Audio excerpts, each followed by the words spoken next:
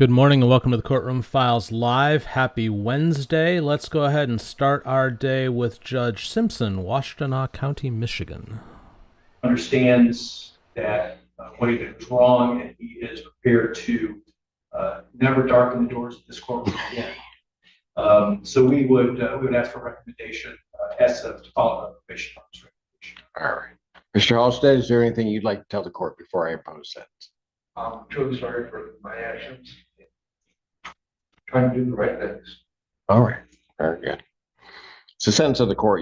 I will place you on 6 months prosecutor's deferred sentence.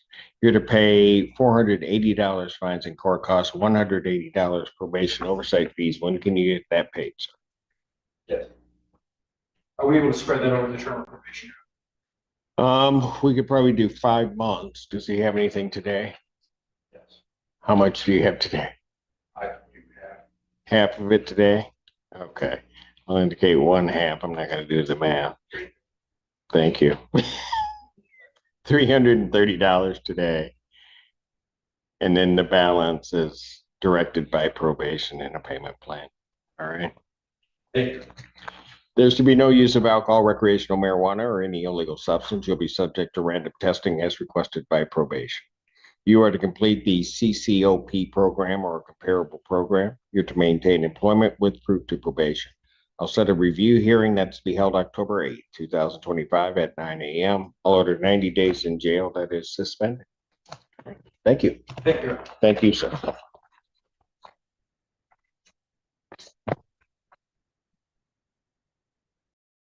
Court calls the case People versus Stephen Burnell.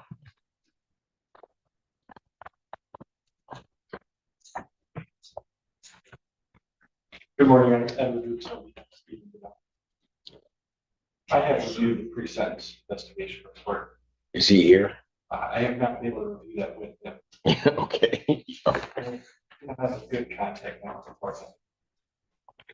Gosh. All right.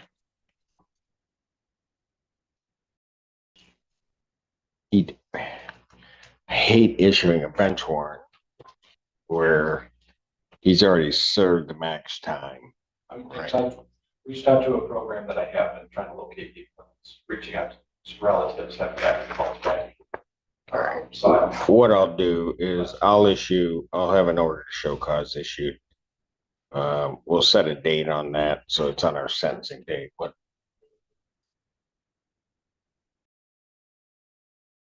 April 30th at 12.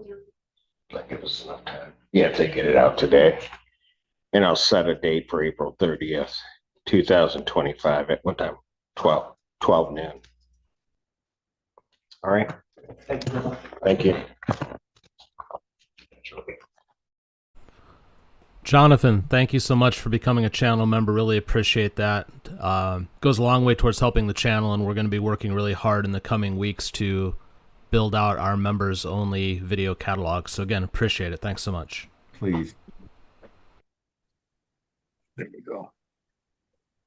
State your name, John.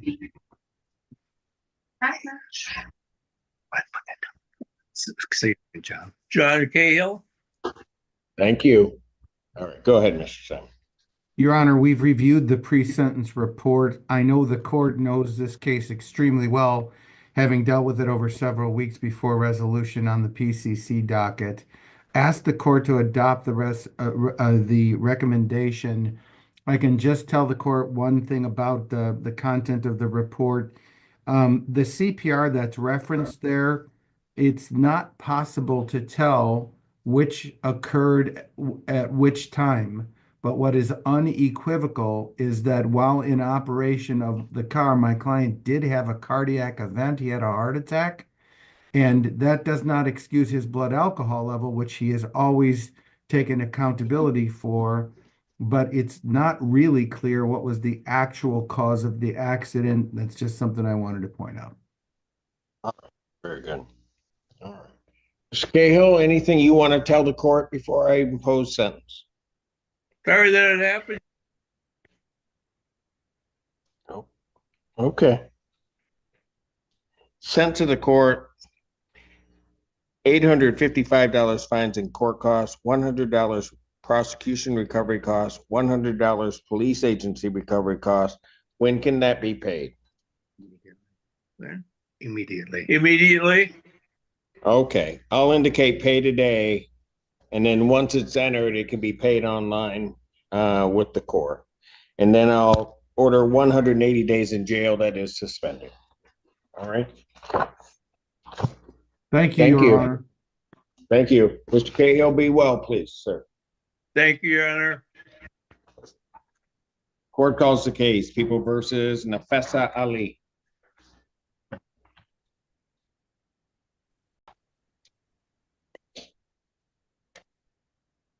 Oh, excuse me, Assistant Public Defender Natalie. Here's the Zoom. Ma'am, can you please unmute and state your name for the record? Yeah, Nafisa Nasir Ali. Go ahead.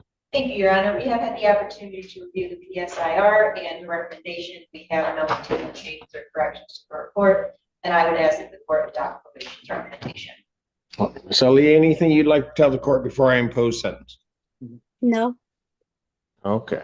Sentence of the court, I'll place you on 4 months prosecutor deferred sentence. You're to pay $480 fines and costs, $100 probation oversight fees. When can that be paid? Today. All right. I Pay pay that today. Thank you. There should be no use of alcohol, recreational marijuana, or any illegal drug. You'll be subject to random testing as requested by probation. You are to complete a theft class. You're to do that within the next 60 days. There is no going to any Walmart store in the state of Michigan. I'll set a review hearing that's to be held August 13th, 2025 at 9 a.m. I'll order 93 days in jail that is suspended. All right. Thank you.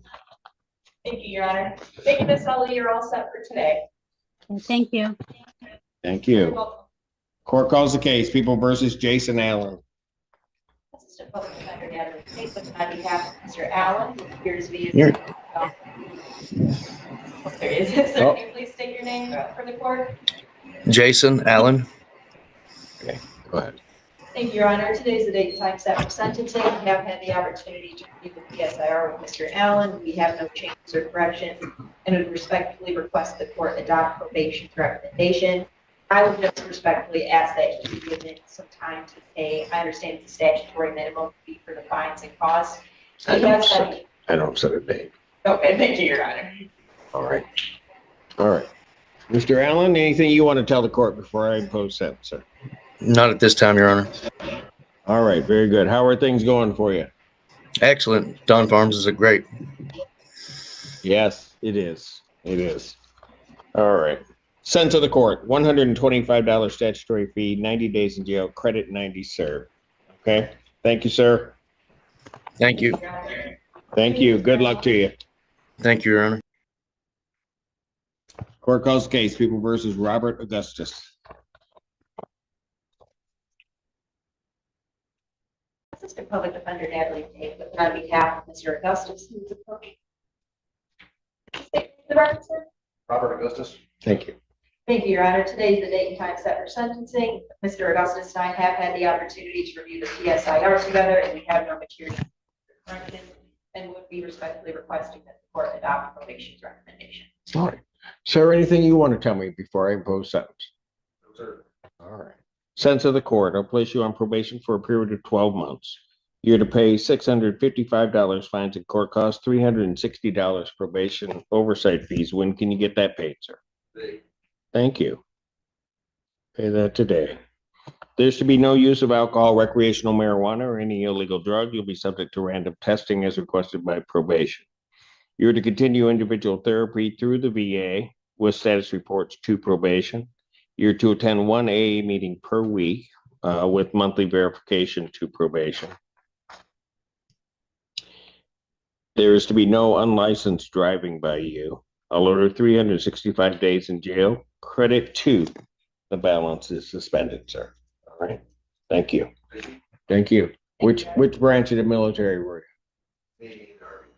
Navy? Good man. Well, yeah. Well, Navy? Okay, that's what I heard. All right. All right. Thank you, sir. And thank you for your service. We do appreciate it.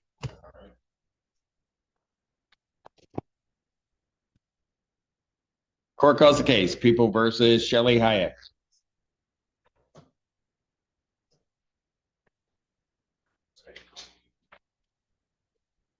Good morning, this is Public Defender Lauren Hyatt. Your name? Hyatt's fine. What is it? Hyatt. Hike. You know, when I said it, I think it's pronounced different because I knew the last time anyway. Your Honor, today is the date and time set for sentencing. We did review the assessment as well as the recommendation. On behalf of Ms. Hyatt, I'm going to be requesting this court sentence her to a probation term of 6 months. As the court knows, there's a presumption in MCL 769.53 for non-serious misdemeanors. So, be sentenced to a fine and cost sentence or community service. I think that Ms. Pike has learned a really valuable lesson from this incident. I'm frankly not worried about any recidivism. I definitely think she's learned her lesson. I read through the assessment. It indicates there are no risks of substance abuse or anything like that. It also indicates that this incident stemmed from a social situation, not something like her everyday life. She's also indicated both in the assessment and to me that she has been completely abstinent from any substances since this incident took place.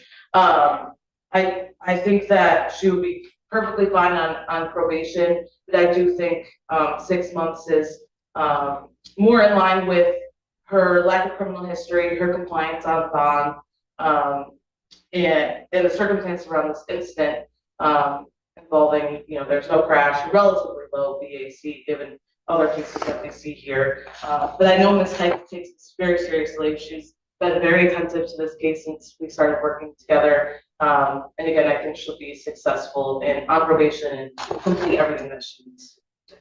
All right. Ma'am, anything you want to tell me before I impose sentence? Not just that I'm sorry, this is so embarrassing. Okay. The court does acknowledge that this is not a serious misdemeanor as defined by statute. However, does believe there are reasonable grounds to depart from the presumption of a non-probationary sentence. Specifically, the alcohol screening and assessment identifies the benefit of alcohol education, monitored abstinence from all intoxicants for a period of a year. Therefore, I will follow probation's recommendation of a probationary sentence with the stated rehabilitative goals to promote change, prevent recidivism, and to monitor compliance of recommended treatment. It is a sense of the court, I will place you on a 12-month probationary term that I certainly at the halfway point on petition, I will take a look at that, but I will place you on a 12-month probationary term. You're to pay $855 fines and court costs, $100 prosecution recovery costs, $100 police agency recovery costs, $360 probation oversight fees. When can that be paid, ma'am? Today. Thank you. There is to be no use of alcohol, recreational marijuana, or any illegal substance. You'll be subject to random testing as requested by probation. You are to complete the Alcohol Highway Safety Education Program. You're to provide proof of the victim's impact panel attendance to probation. I will order 93 days in jail, credit 1 day, the balance is suspended. All right. Thank you. Well, he's between cases. A formal good morning to all of you. Welcome to the Courtroom Files Live. Happy Wednesday, Hump Day. That's a weird name for a day, Hump Day. But I get why they say it. But, in the modern vernacular, that can mean two things. I am currently monitoring 9 different courtrooms. I am armed with a homemade protein smoothie, a couple of mandarins, and ready to go. B. Davis, real quick, you said you watched the videos I posted. Did you see with McNally there was actually 2 car accident cases that I posted? He had them back to back, and they're both a little bit different.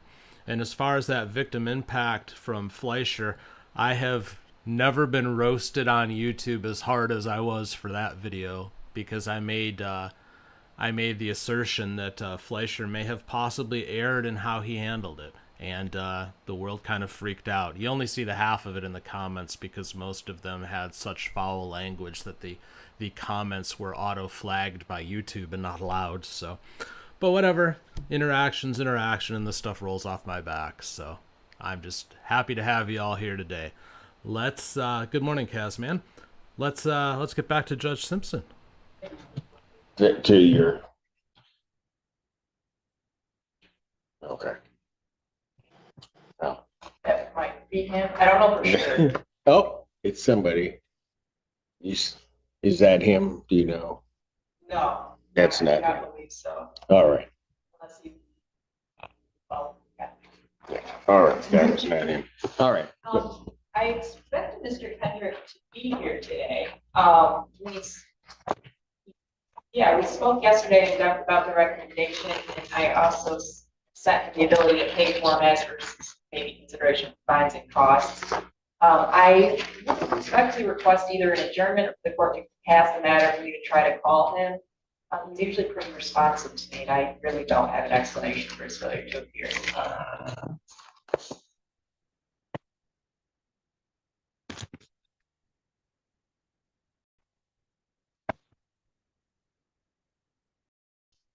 So I'll let you call. Thank you so much, Your Honor. I appreciate that. I gotta go back to my old ways. I think they're better. Court calls the case, People versus William Lanham. Good morning, this is Simone Profunda of our Mr. Lanham, can you state your name for the record? William Lanham. Thank you, sir. Your Honor, today is the date time set for sentencing. I did review the assessment and did speak with Mr. Lanham regarding the recommendation.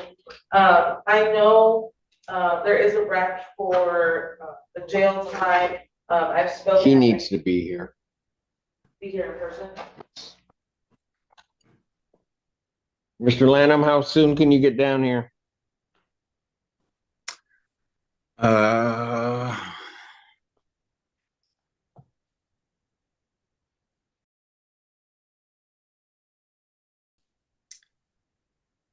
Within an hour.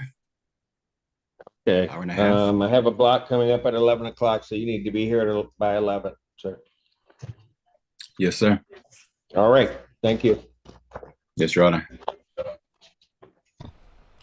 Let's switch it up a little bit and go say good morning to Judge McNally in another part of the east side of Michigan.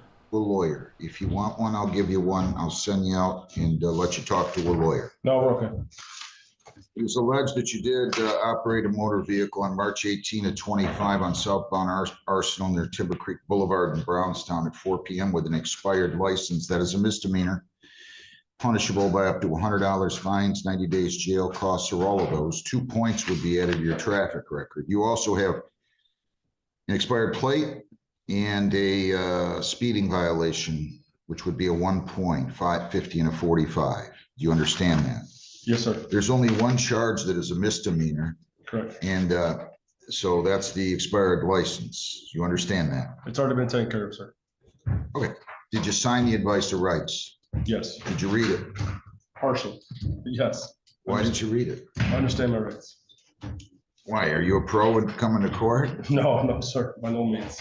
Well, you got to read these before you, now I got to go through them verbally. You have the right to remain silent. You have the right to a trial. You have the right to remain silent at a trial or testify at a trial. If you remain silent, that silence would not be held against you. You have the right to bring in your own witnesses, to use the subpoena powers of the court to bring in those witnesses if you plead guilty at any time. You're waiving the presumption of innocence. You're waiving the requirement that they prove you guilty beyond a reasonable doubt, and we will not have a trial of any kind. Do you understand that? Correct. All right. Now, do you still wish to waive your right to a lawyer? Yes. I'm going to enter a not guilty plea, $100 personal bond. You cannot leave the state without the consent of the court. You cannot violate a law. You must appear in court as directed. Do you understand all that? Yes.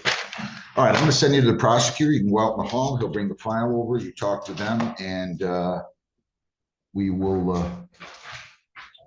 You'll come back in front of me either way. Okay. All right. Across the hall.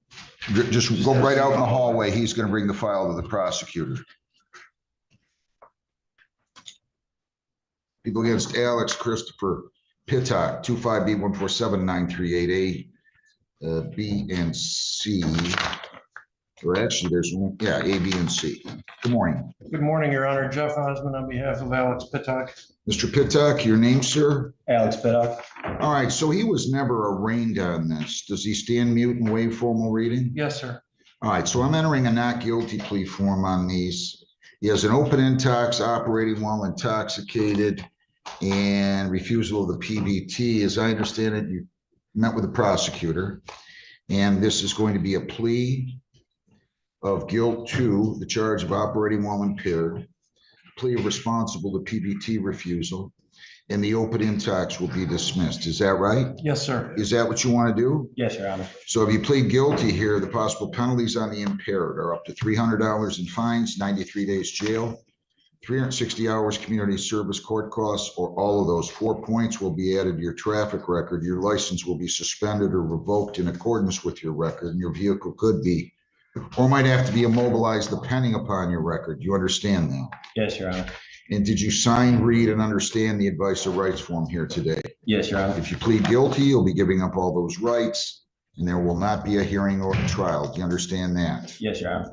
All right. Any questions on your rights? Nope. To the charge operating while impaired, how do you plead? Guilty. To the charge of PBT refusal, do you plead responsible or not responsible? Responsible. Were you operating a motor vehicle on February 22 of 25 at 1:54 in the morning on Gibraltar near Relda in Brownstown? Yes, Your Honor. And did you drink alcohol prior to that? And if so, what did you drink and how much? Yes, a few beers at the bar. How many is a few? I couldn't give you an exact number. Several, maybe. Was your ability to operate that motor vehicle impaired due to the consumption of the alcohol? In other Yes. words, why were you pulled over by the police? I had slid into the ditch leaving McDonald's. So you were at McDonald's in Brownstown and you left, and then what happened? I had slid right in the ditch going out of there. You think you did that at least in part because of your alcohol consumption? Yes. I don't have a result. Did he take a? Blood .14. All right, you so stipulate for purposes of this plea? Yes, sir. Are you on probation or parole right now, Mr. Pittock? No, Your Honor. Has anybody at all forced you to plead guilty or promised you anything to induce you to plead guilty? No, sir. All right, I'll accept the plea. No property was damaged other than the ditch, right? No. I'll accept the plea to impaired driving, dismiss the OWI, accept the plea to PBT refusal, dismiss the open intox and the OWI pursuant to stipulation. I'm going to refer you for a screening and assessment. You'll be screened and assessed today, and then you'll be sentenced at a later time. What's your client doing, Mr. Osmond? I mean, is he working, school? He's employed. Yeah, I'm currently working with the bailiff at this court doing the evictions with Paul Harris. You're kidding. No, I swear. I actually had to miss today because of this. Wow. I don't have a problem with handling it. If you have a problem with me handling it, you can tell me. I don't think I've ever met you, have I? No, I just recently started working with him about 2 months ago. I mean, I'm not gonna treat him different. If you have a problem, you can tell me, Mr. Osmond. There's nowhere else I'd rather be. All right. I just didn't, that's a new one to me, but anyway, I'll accept the plea. Kind of scary that you're driving in the ditches though, right? Right, yes, sir. All right. I'm gonna give you $1,000 personal bond. You cannot leave the state without the consent of the court or violate a law. You must appear in the court as directed. No alcohol, no marijuana, no illegal drugs. I do want you going AA, NA at least one time a week, okay? Okay. So we're gonna give you a form. You have to go in person. Every time you go, you have to have the form signed. We'll give you a sentencing date. What do you have for me, Lisa? April 23rd at 8:30. Is that good with you, Mr. Osmond? Yes, it is actually April 23rd, 8:30. At 8:30. Okay. You are all set. And I'm just going to defer sentencing on the civil infraction as well, okay? Should I just take him over to probation? Yeah, he's going to get his notice first, then take him over there, okay? Okay. Have a good day. Thank you. Thank you, Your Honor. Jacob Barrera. Let's hop in the Wayback Machine. For about 5 minutes ago, we're going to go to Judge Boyd's court, where there is an elderly lady who it sounded like was asking the judge to consider probation for her daughter that's about to be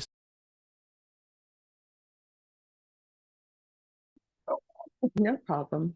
Well, I see you have a cane, so I want to ask you to raise your right hand. Is there any objection to the court not asking that of the witness? I have no Yes, problem. my cane. I'll take care of Do you it. solemnly swear or affirm the testimony you give will be the truth and nothing but the truth, so help you God? Yes. All right, you can lower your hand, state your name for the record. My name is Linda Reyes. Linda Reyes? Linda Reyes. All right. You may proceed. Ma'am, how are you related to Miss Allen? I'm her mother. Okay, and you understand why we're here today? Yes. And it's your understanding that your daughter has been charged with several crimes. Yes. You understand that? Yes, I do. And you understand we're here for punishment. Yes, I know. And we're asking the court for probation. Yes, I know. Can you tell the court why you believe that it would be best for your daughter to have probation? Probation or rest at home or anything, because she's the only one I have to take care of me. And I live in the country, and which is I have nobody else that's her. And then I also want to let you know that I'm a Jehovah's Witness, and I'm very, very religious, and I would like her to if possible, stay with me, house arrest, whatever, comply, shop between classes. So apparently she has a problem with that. And then also monitor whatever, because I really need her at home. And so does her son that's going to graduate in June. And she worked hard for him, and he was a varsity football player. She also has two older daughters that one went to Park, was a cheerleader, and she was a cheerleader for Garden Word, and her other daughter's a successful tech, computer tech. So she's lived for her children. And during this time that she was on her little thing was because she made a bad choice of being with a bad man. He is now incarcerated for like 20, 30 years. Thank goodness, because he was very abusive. And then came COVID. With COVID, she got behind. And then she got evicted twice this last year, which was hard to get back on her feet. So apparently she chose a lot of bad choices. So, and I'm not financially stable to really help her. So, all I ask is for you to please have some mercy, find her some way to stay home, because Need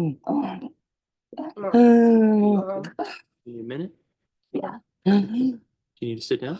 No. Because I need her at home. And so does her little girl. She has a little one that's 9 years old. I cries for her all the time, and she's very close to her mother. So if you please, find some way or that she could stay home and get punished. And I don't care what you do to her, as long as she just be there.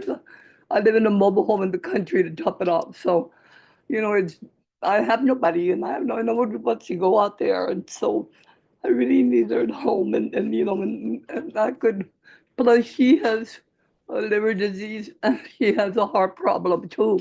Her father died of this liver disease at 60. So I'm very, very worried about her being somewhere that she might not have the care she needs, because she was given a lot of care at the Bexar County, so I just plead and Thank you. and So, ask you, okay, and being this the week of the Passover of forgiveness and sins, take that into consideration. all right, thank you. Thank you so very Uh-huh. much for speaking to me and giving me some insight into your daughter.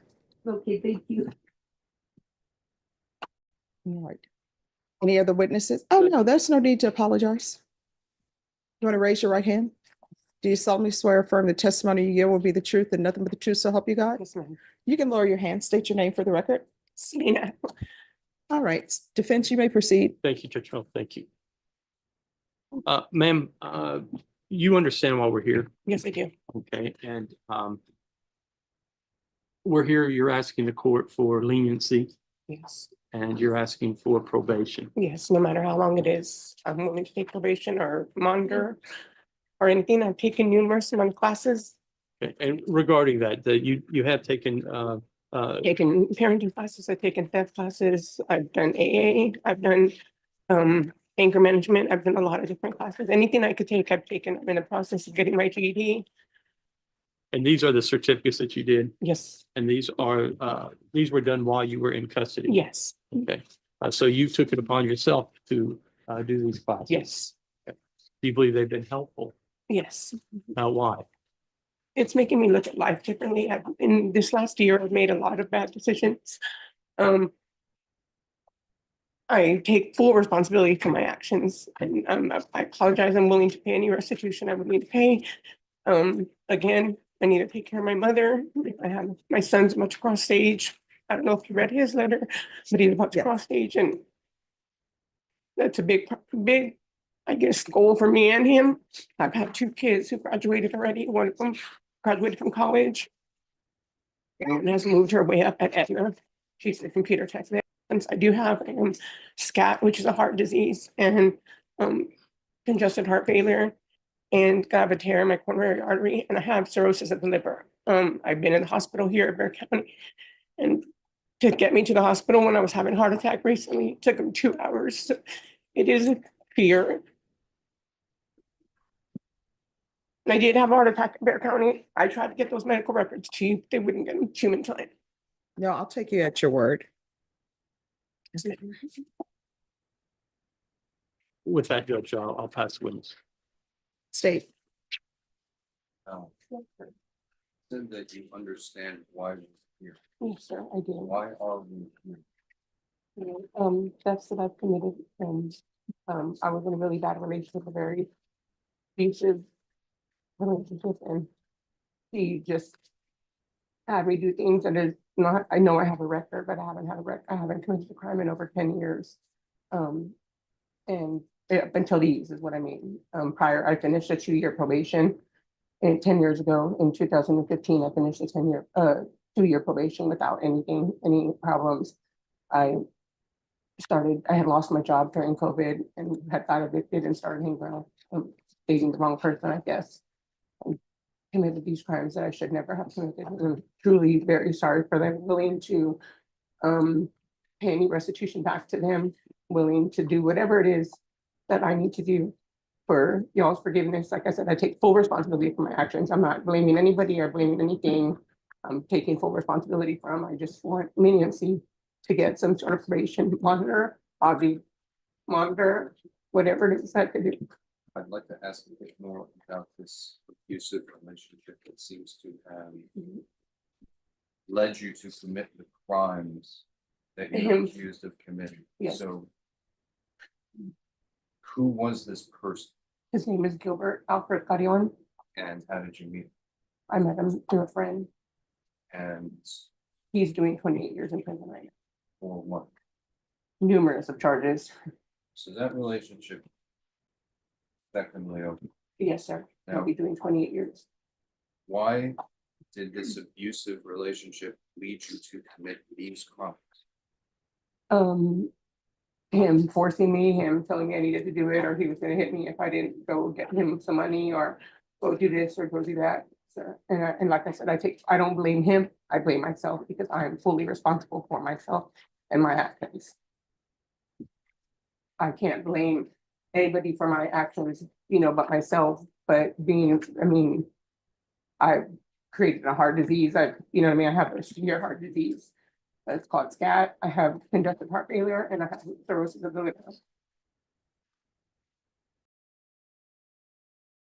Said that you were looking at life differently now. Can you elaborate on that? I've never been away from my children this long, ever. And it's really causing an effect on me and them. My son's about to cross stage in June, and to not do that after working so hard to get him there is a big step. And so all that I looked into consideration. And like I said, I've taken the numerous amount of classes in jail on my own, just things that I've done on my own. So my last question is, if you take responsibility for your actions, then what responsibility do you have in choosing to commit these crimes rather than confront the difficulty of leaving Mr. Grains? Excuse me, tell me that again, I'm sorry. It's a complex question, Yes, but essentially, why did you commit these crimes rather than confront the difficulty of leaving Mr. Grains? because I was just because he threatened before he'd leave me, he would kill me. He would hurt me, he would hurt me, quite often, and that's what he would tell me. He would kill me if I left him. under oath. He was sold to the deeds. He would tell me if I left him. If I didn't do what he said, he would kill me. And he's just, like I said, he's been 28 years in prison.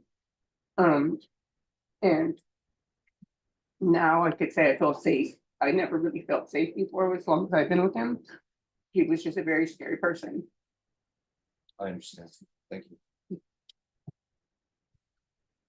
All right, any further questions? No, Your Honor, I do have certificates of completion regarding the parenting class. I don't know if you would show them to closing counsel.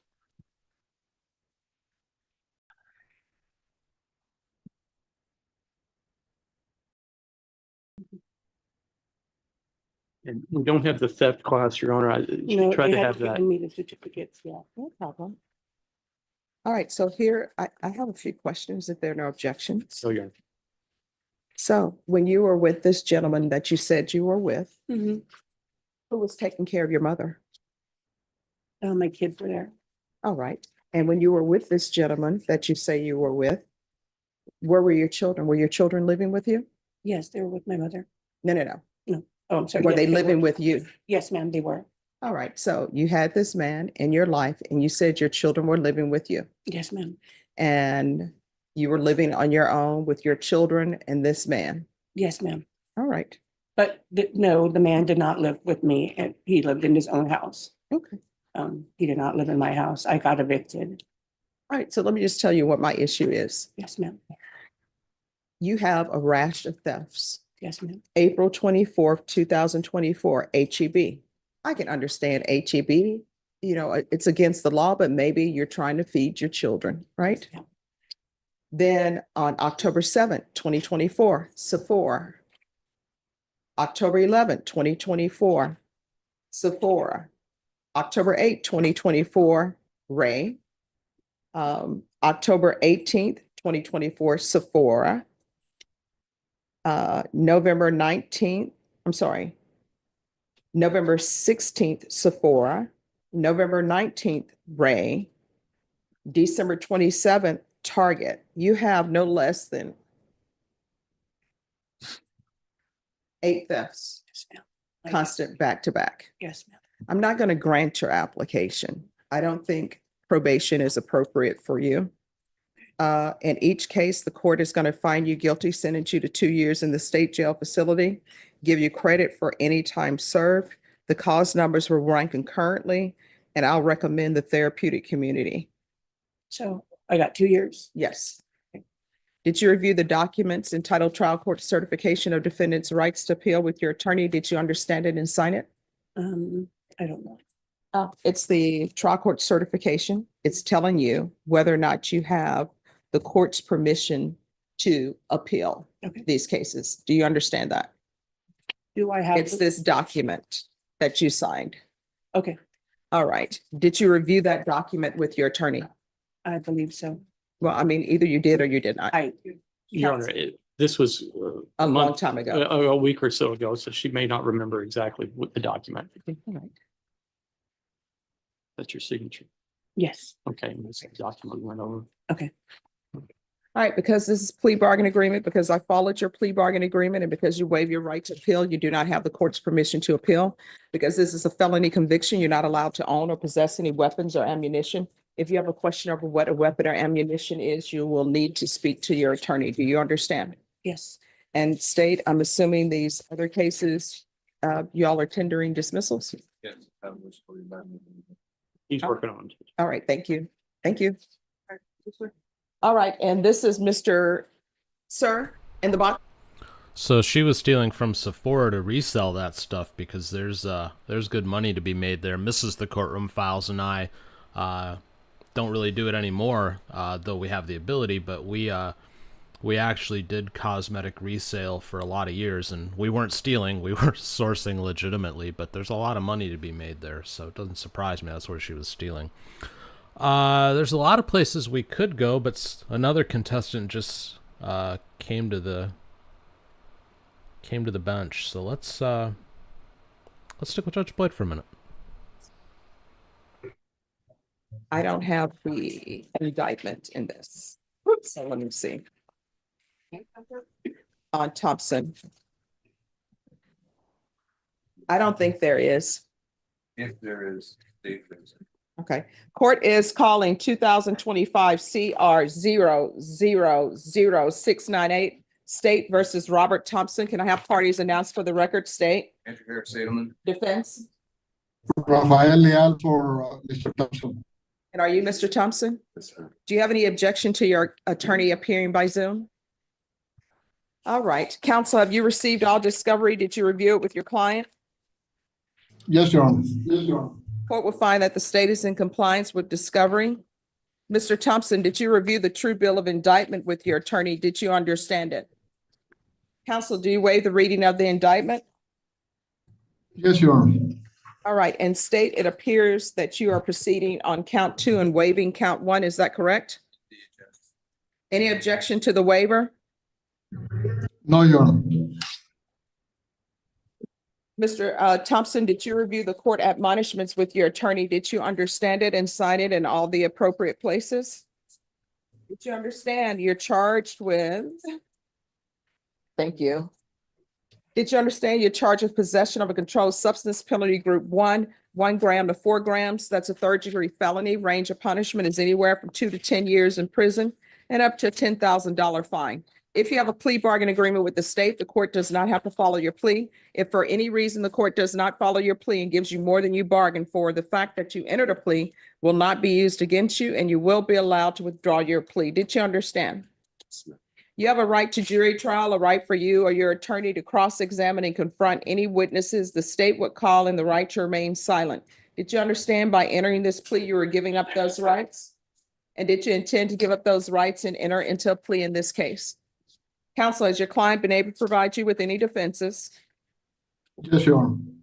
Do you believe he has a rational as well as a factual understanding of the charges against him? I do. Do you believe he's currently competent and was legally sane at the time of the offense? Believe he is and he was, yes. Mr. Thompson, has anyone threatened you, coerced you, or placed you in fear to get you to enter this plea? Anyone promised you anything other than the plea? Are you satisfied with the way you've been represented? Are you a U.S. citizen? Court will find that defendant has knowingly and voluntarily waived his right to jury trial. Did you review the plea bargain page with your attorney? Did you understand it? According to the plea, punishment is to be assessed at 2 years in the prison.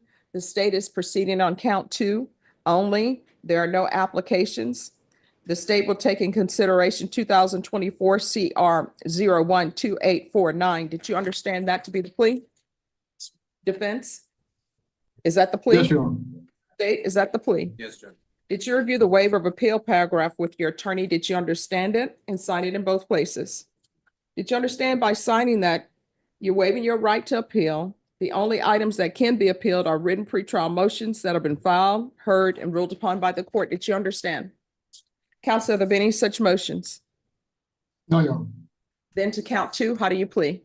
Guilty, not guilty, or no contest? State, any evidence? Contained in Exhibit 1 and attachments to. Any objections? No objection, Your Did Honor. you review the waiver and stipulations with your attorney? Did you understand it and sign it in all the appropriate places? Again, did you understand you have a right to jury trial, a right for you or your attorney to cross-examine and confront any witnesses the state would call in the right to remain silent? Did you understand that today the state will be presenting evidence in the form of witnesses' statements and police reports, but most importantly, there will be no live testimony? Did you understand? Court will find that defendant has knowingly and voluntarily waived and consented to stipulation of testimony and stipulations. Court will accept into evidence states Exhibits 1 and attachments, and the court will review the same.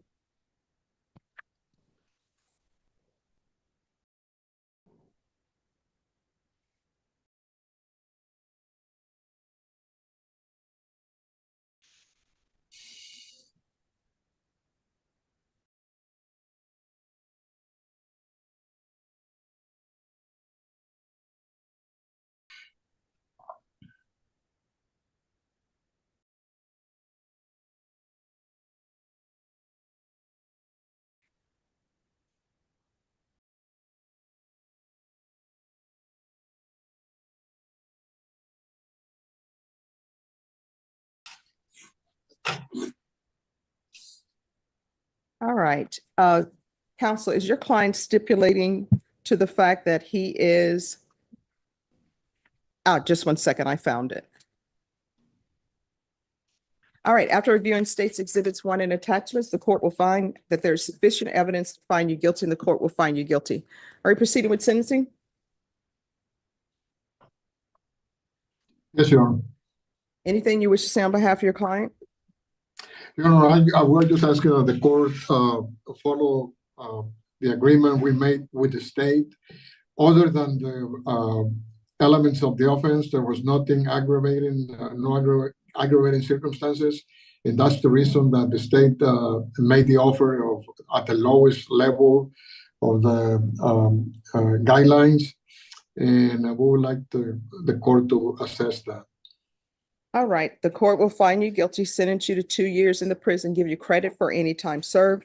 Take in consideration 2024 CR 012849, and I'm going to recommend the therapeutic community. The therapeutic community doesn't increase the time that you're in custody. It's just to help you maintain your sobriety. But you'll have to request it because I do not have jurisdiction or authority to force them to place you in the program. Did you review the document entitled Trial Court Certification of Defendant's Rights to Appeal with your attorney? Did you understand it? All right, because this is plea bargain agreement, because I followed your plea bargain agreement, and because you waive your right to appeal, you do not have the court's permission to appeal. Because this is a felony conviction, you're not allowed to own or possess any weapons or ammunition. If you have a question over what a weapon or ammunition is, you'll need to speak to an attorney. Do you understand? All right, we can go off the record. Here's the thing. You've heard me tell people this before. There are only 2 things that are going to end up happening to you if you continue doing this. 1, you're going to find yourself in and out of somebody's jail and in and out of somebody's prison. There's always room for people at the prison. You know, when people say, oh, prison is violating things because it's overcrowded, they're not going to say, well, you know what? We're going to close this down. We're not going to accept anybody else because it's overcrowded. Guess what they're going to do? If the law says there can only be 10 people in the cell, they'll put 12 people in the cell, or either you're going to be sleeping on the floor in the hallway. You understand?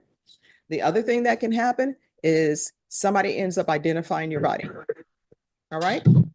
When you're released from prison, if you can't find a place to help you maintain your sobriety and you don't know where you go, if I'm still here, you can come in here. I'll pick up the phone, call a place for you. All right? All right. Good luck to you. Okay? You're welcome. Oh, you're welcome.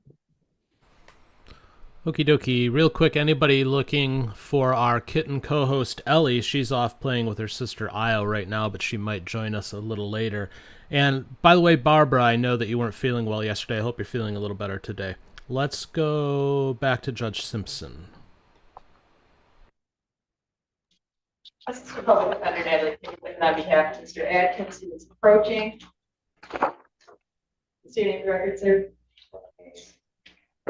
Thank you, Your Honor. Today's the date and time just for a show cause on a close misdemeanor case. It's my understanding there's still a balance of 470, but Mr. Adkins has been in custody, to my understanding, since November of 2024. So I would just ask for possibly a lengthy adjournment. Yeah. And not, is he likely to be released anytime soon or no? And that's on is that on a felony case or something? All done since coming out to December 30th. Got it. Okay. You said 30th. Do we have anything? I don't think it's that far. Give me the second.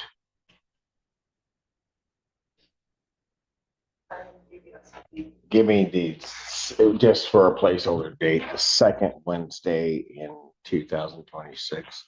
January 14th. I'll adjourn the matter to January 14th, 2026, 9 a.m. What you may want to do, Ms. Fade, is just file something and see if we can get rid of most of this so he doesn't even have to come back and deal with it. Okay. All right. Court does. Yeah, I do. You're right. Court does call the case People versus Logan Cyrus. Good morning, Assistant Public Defender Laura Mr. Cyrus. During our recess, we all did a little bit of digging. It sounds like Mr. Cyrus was really from Jackson County. Finally indicates that he's there. So he's in Jackson County. yes. XGL indicates that he was transferred to the jurisdiction, I think, on the second. Let's go. So we are asking, I suppose, for an adjournment. All right. Adjourn to, is that gonna be? Why don't I adjourn it to May 14th, 2025, 9 a.m. Defendant in Jackson County, correct? Yes.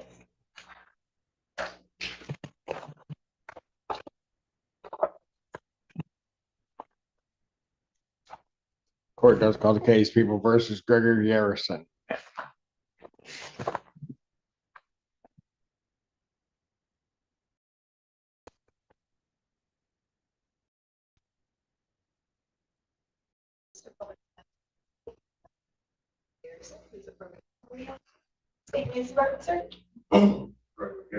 Thank you.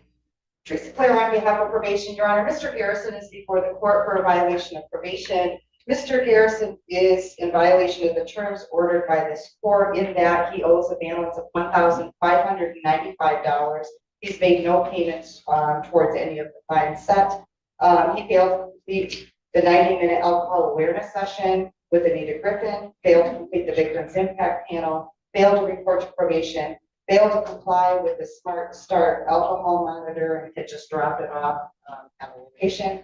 And Your Honor, I had recent police contact on March 26th of this year with Adrian Police Department. I did provide a copy of that report to the court. There was a 625G issued, and there's an alleged use of drinking with a PBT of a 0.11. Given the circumstances with Mr. Garrison and this being an OWI second offense, probation is recommending that Mr. Garrison be sentenced to 365 days in jail with credit for 17 days served. That he is to serve the remaining balance. It's to waive remaining terms of the rest of the probation, accepting the financial obligations and discharging the probation. All right. Does he wish to have a full hearing on this? Or does he acknowledge? No, Your Honor, I have discussed this with Mr. Garrison. We have discussed in detail both the alleged violations of probation as to the recommendation.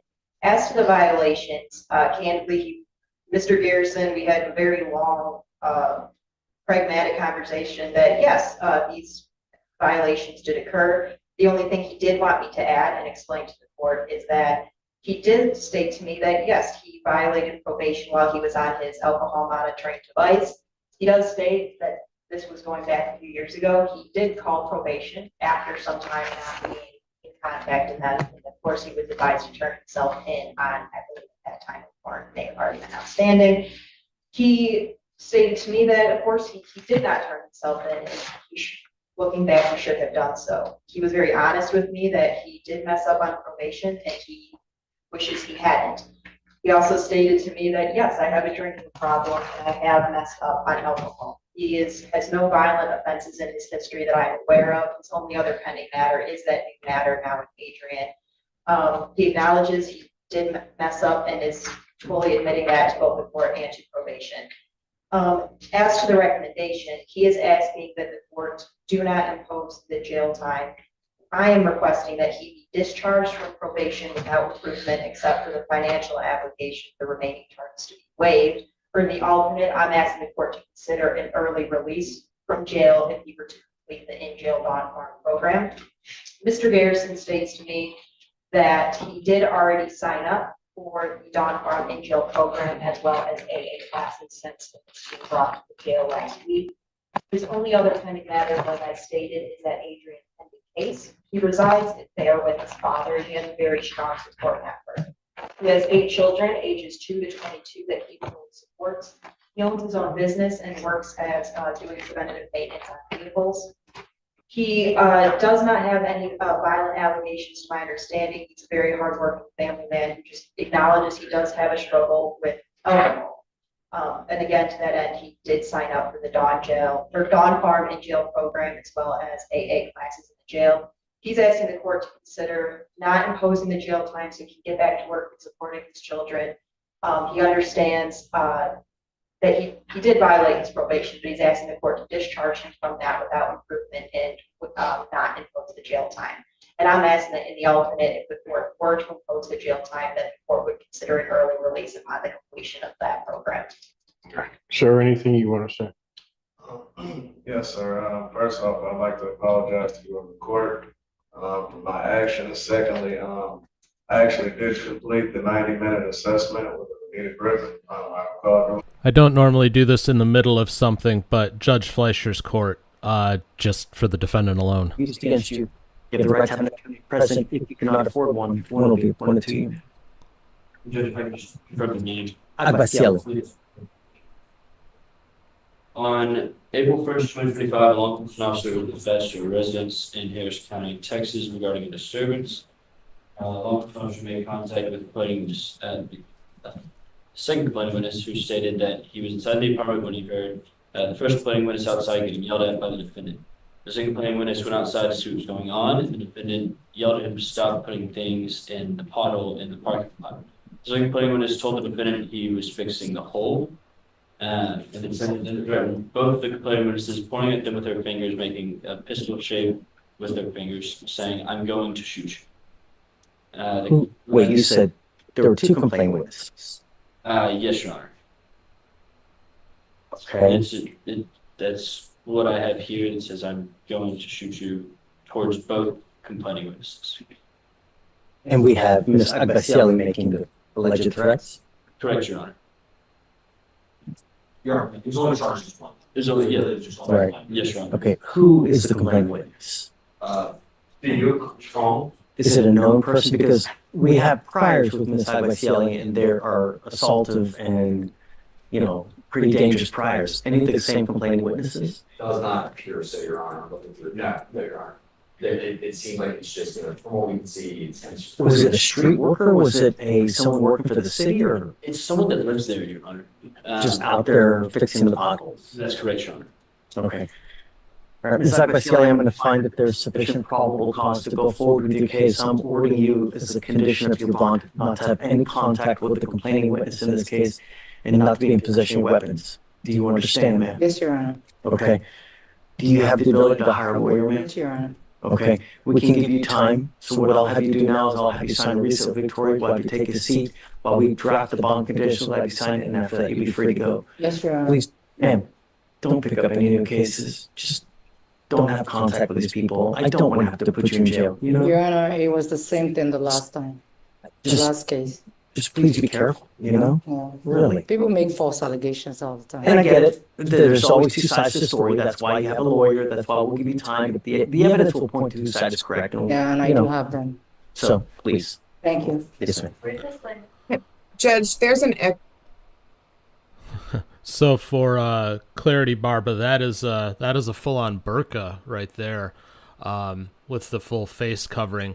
I went there because I agree with you, B. Davis. I've never seen this attire in court. Yeah, same. So I flipped there because I was really unclear. Honestly, I've got the big board in front of me where I monitor all the different courtrooms, and in the smaller window that it's in, and honestly, at first looked like somebody had their face all bandaged up, which is why I went there so fast. I was confused as to what I was seeing. But yeah, that's a full-on like Sharia level burqa that was being worn. Which religious attire, so be it. But I've never actually seen that in court either. So yeah, he had an echo. Ramona just called it out. Let's see if he fixed it. An attorney present. If you cannot afford one, one will be appointed to you, sir. On April 2nd, 2025, in Harris County, Texas, a law enforcement officer was dispatched to an apartment complex and spoke to a complaining witness who said that she was laying in her bed and was woken by her son, the defendant, screaming, and then she heard 2 gunshots go off in the apartment. The complaining witness then got out of bed and took the gun from the defendant, hid it, and called 911. Upon arrival, the law enforcement officer recovered the weapon, along with 2 fired shell casings and 2 fired slugs matching the caliber of the pistol fire. Upon contact with the defendant, the law enforcement officer noticed the odor of alcoholic beverage and that the defendant was wet while fully clothed. The defendant stated he had... So, defendant was what? Wet while fully clothed. Wet while fully clothed. Okay. Sure. The defendant stated he had been drinking alcohol and smoking marijuana and that he fired the firearm in the apartment. The defendant stated he was wet because he dumped a bucket of water on himself. The defendant stated that he was paranoid at the time. Mr. Collins, I'm sending you for a drug test. I want to know what, if anything, was in your system. You're to come right back. I will appoint you a lawyer today, but you're not to use alcohol or illegal drugs. If I find that you're using, it's not going to go well for you. You're also not to be in possession of weapons. Do you understand? Yes, sir.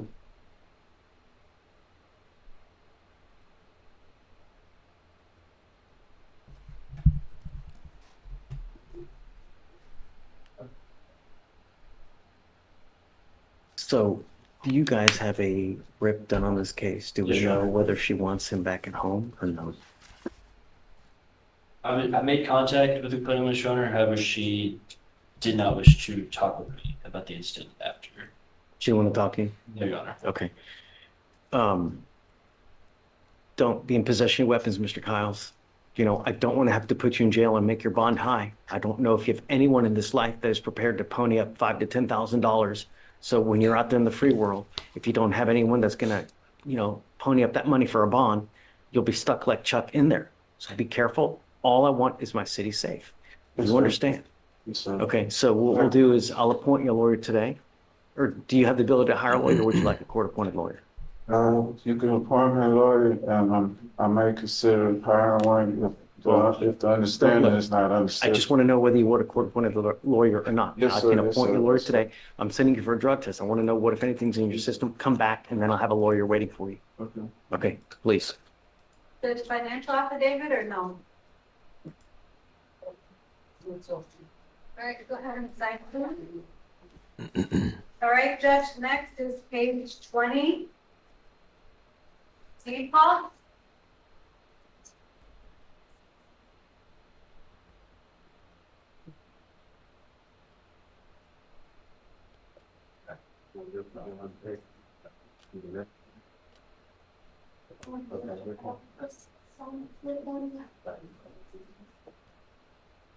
You speak English, sir? Yes, a little bit. Do you want a translator? Yeah, that's better. Okay. Toma asiento, por favor. Next, Judge, is page 21. Horan, come on up.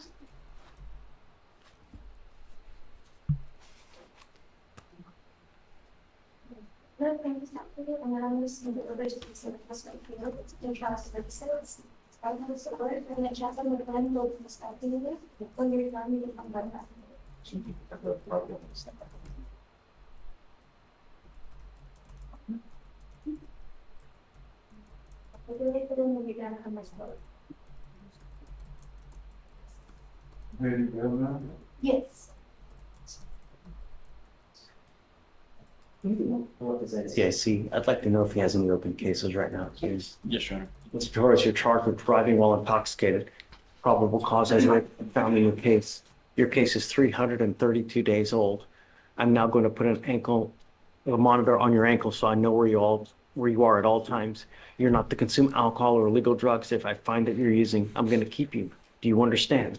You've already taken off from me multiple times. The next time you take off from me, your bond is going to hit the clouds. Do you understand? Don't say anything. I want you to understand that it's been multiple times. Do you understand? What do you mean by multiple times? You have not come to this court multiple times when you were required to be here. What? I'm not going Yes, to sir, sit here and yes, I argue with understand. you about it. It's just, that's the fact. So, does he have anything open? No, Your Honor, it does not. Okay, I'm going to appoint you a lawyer today and we're going to figure out what happens with your case. Take a seat for me in the jury box, please. This way. This way. This way. Quick sign for us. I don't know if I'm going to reset this case. You can have him sign, but I don't know if I'm going to reset this thing. So, All right, Judge, next is page 23. Shaw. So we'll continue to ride with Judge Fleischer while he gets through these arraignments. B. Davis, you'd mentioned that you're here because you missed college and studying poli-sci and law. Remind me later when we have a little bit of a gap in the action. I have a thought for you. good morning, Mr. Upshaw. Sir, you're charged with interference with the duties of a public servant. You're facing up to 6 months in jail and or a $2,000 fine. We're going to do probable cause. You have the right to remain silent. Anything you say can or will be used against you. You have the right to have an attorney present. If you cannot afford one, one will be appointed to you, sir. On April 5th, 2025, a law enforcement officer conducted a traffic stop due to a heavily tinted, motor vehicle, in Harris County, Texas, and also for the defendant's failure to signal within 100 feet before making his turn. The officer told the defendant to lower his windows for safety. The defendant slightly lowered the rear window, the officer was still unable to see inside the vehicle. The officer asked the defendant again to lower the window. The defendant said he did not have to. The officer observed the defendant acting nervously by breathing heavily and staring at the floorboard of the motor vehicle.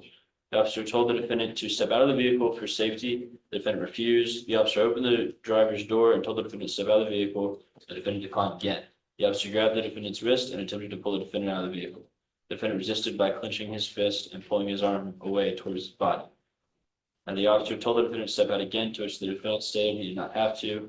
The officer attempted to pull the defendant out of the motor vehicle. The defendant continued to resist by pulling his arm towards the body.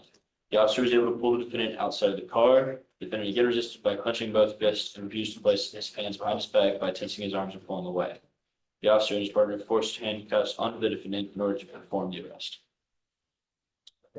Mr. Upshaw, I'm going to find that there's sufficient probable cause to go forward with your case.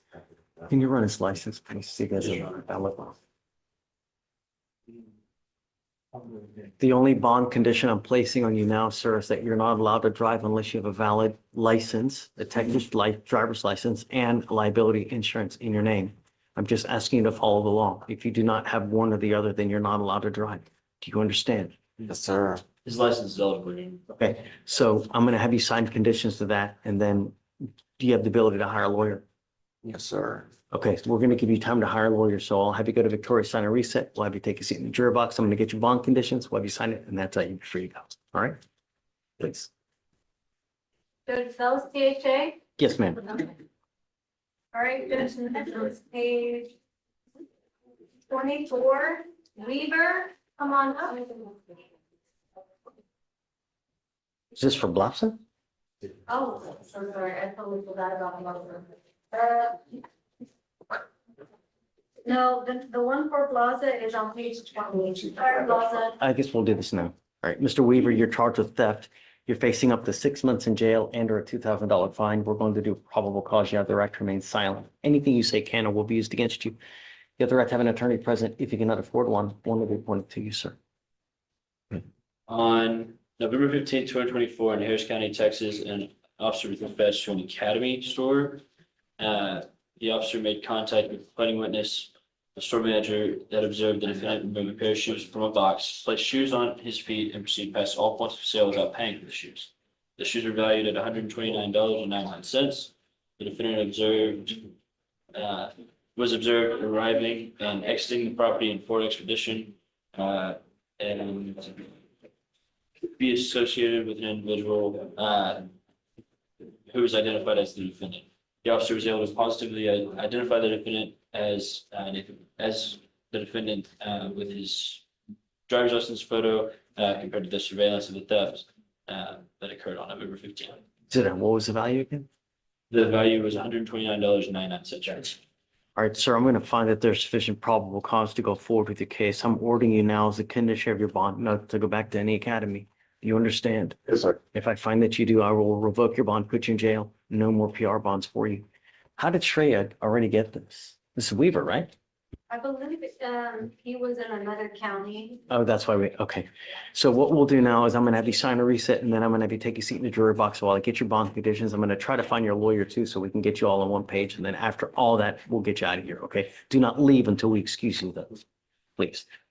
Can you file no going to any Walmart, please? Or I'm sorry, Academy. Yes, Your Honor.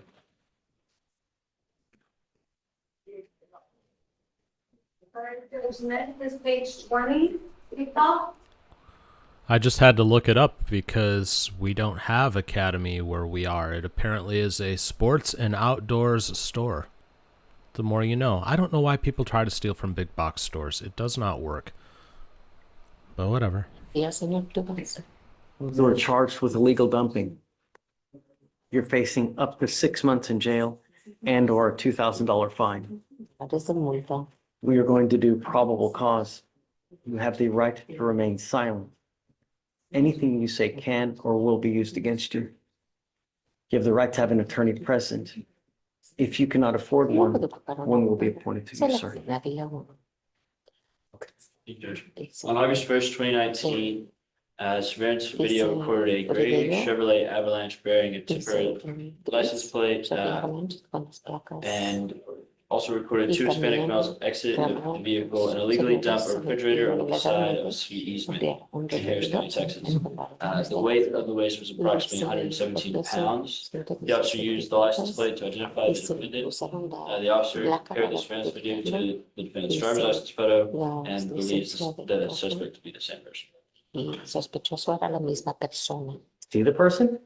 Dice On the que era una surveillance video. persona. There's surveillance of him actually dumping the fridge. Yes, Your Honor. Vigilancia dice la foto All right, de Mr. él. Bucks, I'm going to find that there's sufficient probable cause to go forward with your case. You run his license, please. Yes, Your Honor. Your Honor, I Su señoría. just have one moment. Sure.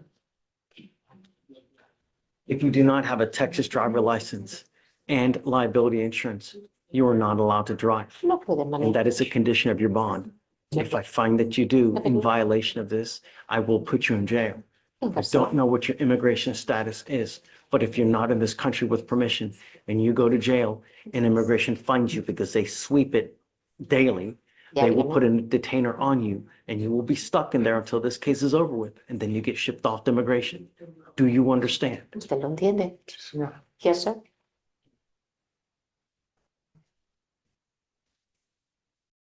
So just give one moment, Your Honor. En mi licencia de conducir.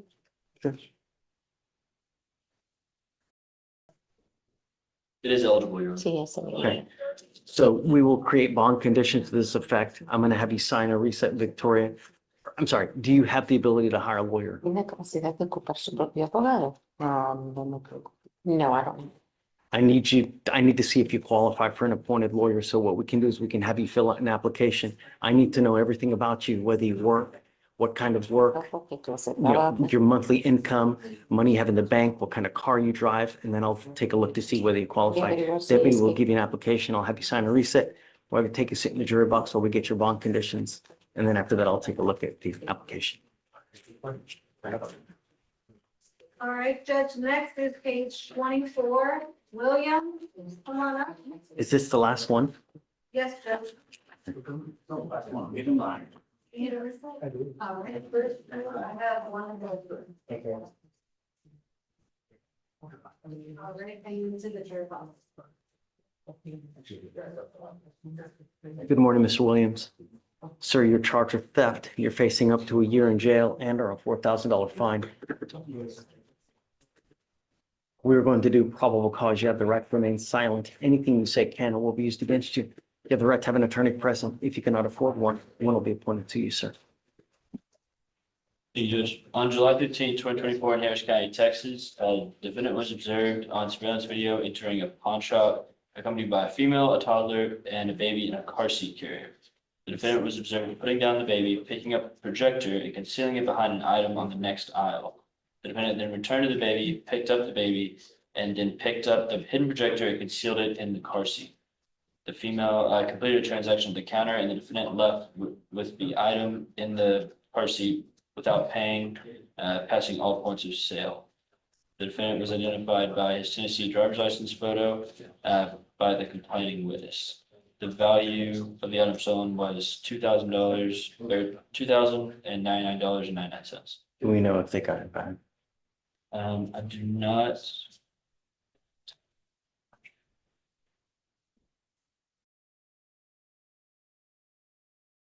Does not say in the DIMS. We need just a moment, Your Honor, to. We can worry about it later. Yes, Your Honor. Mr. Williams, I'm going to find that there's sufficient probable cause to go forward with the case. I'm ordering you as a condition of your bond not to go back to this pawn shop. You've also missed 3 different times. If you miss, excuses go in one ear, go out the other. Actions are what matter, Mr. Williams. You've missed court on 3 different occasions. If you miss again, I'm going to make your bond so high, it's going to hit the clouds. Do you understand? Do you have the ability to hire a lawyer? I'll have you fill out an application. I'll take a look to see whether you qualify. Okay, you get, every time you bond out, they give you paperwork telling you where you need to go, the date and time and the location. So I'm not gonna argue with you, man. It's just, we've had 3 different occasions. Your case is 220 days old. So I'll have you fill out an application. I'm gonna have you sign a receipt. I'm gonna have you take a seat, but I need to do further bond conditions on him. So you're not allowed to leave until we do further bond conditions. Please. Okay. Hey,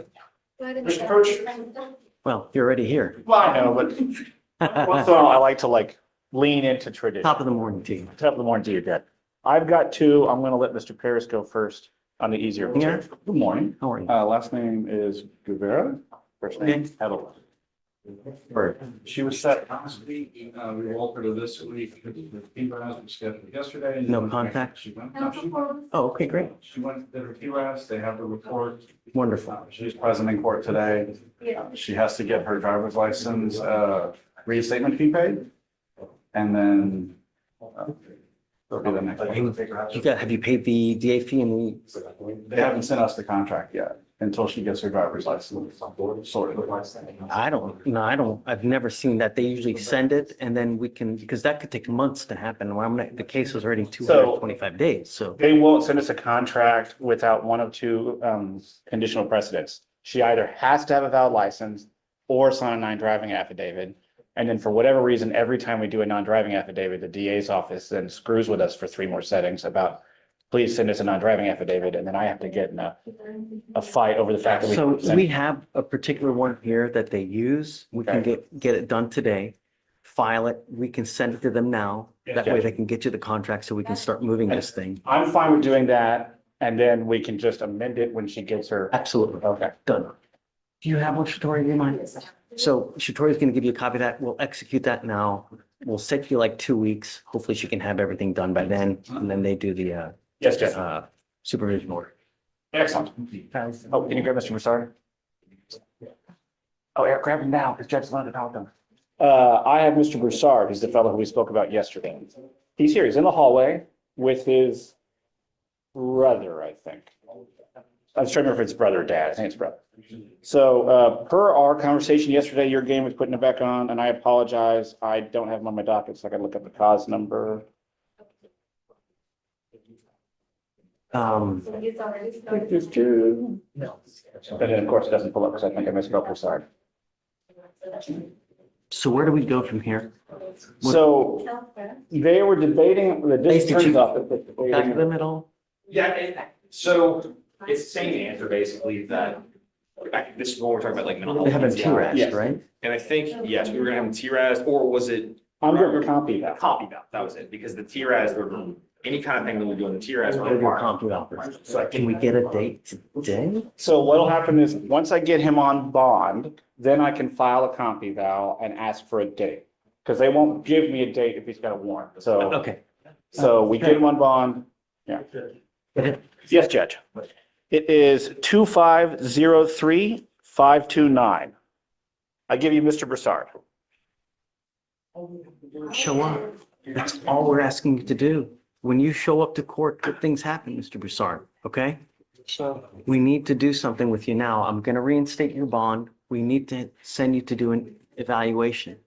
It's the only thing I'm asking you to do. If you do this, good things are gonna happen, all right? So I'm reinstating it now. Yes, Judge. File the paperwork. Is it? I'm gonna do it right now. Yes, normally I can get, so I don't know when the date will be, but they'll tell me a date today. Wonderful. Let's do it. So before he leaves, he knows the actual date. Excellent. Awesome. Okay. And Judge, is it possible for him to stay in the hallway with his brother? Okay. Don't leave. Don't leave. Be in the hall, okay? Okay. What was the case number, Judge, number? 2503-529. What is your phone? 2029. Yes. So we'll just wait for you to file the paperwork. I'll sign it and then we'll. Yes, Judge. Okay. Hi, Mr. Lee, you ready? Yes, sir, you are. Judge, I just wanted to, before I bring Mr. Walter Moses out, I wanted to see, he's willing to do the plea today, but I wanted to see if he wanted to proceed with the plea, or did you want Mr. Gary to? to get back with you on the information that you requested him to do with regards to if he has any doctors or anything that treat for treatment and stuff. Victoria, what were we gonna do with Mr. Moses again? Can you have the felonies listed in one of the offices? Thank And if you're gonna follow the notes, we're going to let them use the. Because Y'all have a environmental. She was here yesterday. Her emails. Upstairs, Your Honor. Do they even have an offer? There's not. 2 years tease. I guess we'll just, let's just do the plea, you know? Yes, sir. Because I mean, who knows what's gonna happen there, how long it's gonna take. Yes, sir. We're pleading on the, we're not pleading on the new law violation, we pleading on the. Yeah, that's okay, of course. Yes. So, he's got sufficient back time. I mean, I don't even know what it is. Mr. D, have you written it up yet? Have you written up the plea yet? It's already in the DA's report. I said you. Ms. Reedy. Good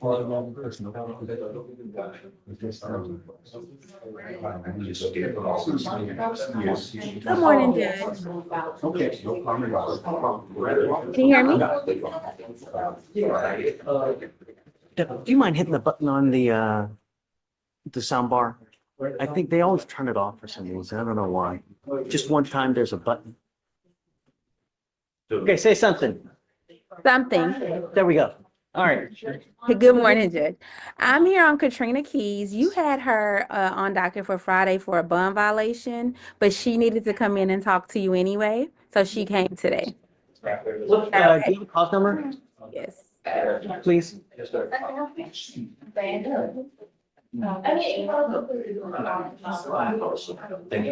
So it's not on docket today, so I need a cause number. 254-8155. I'm at 254. 8155.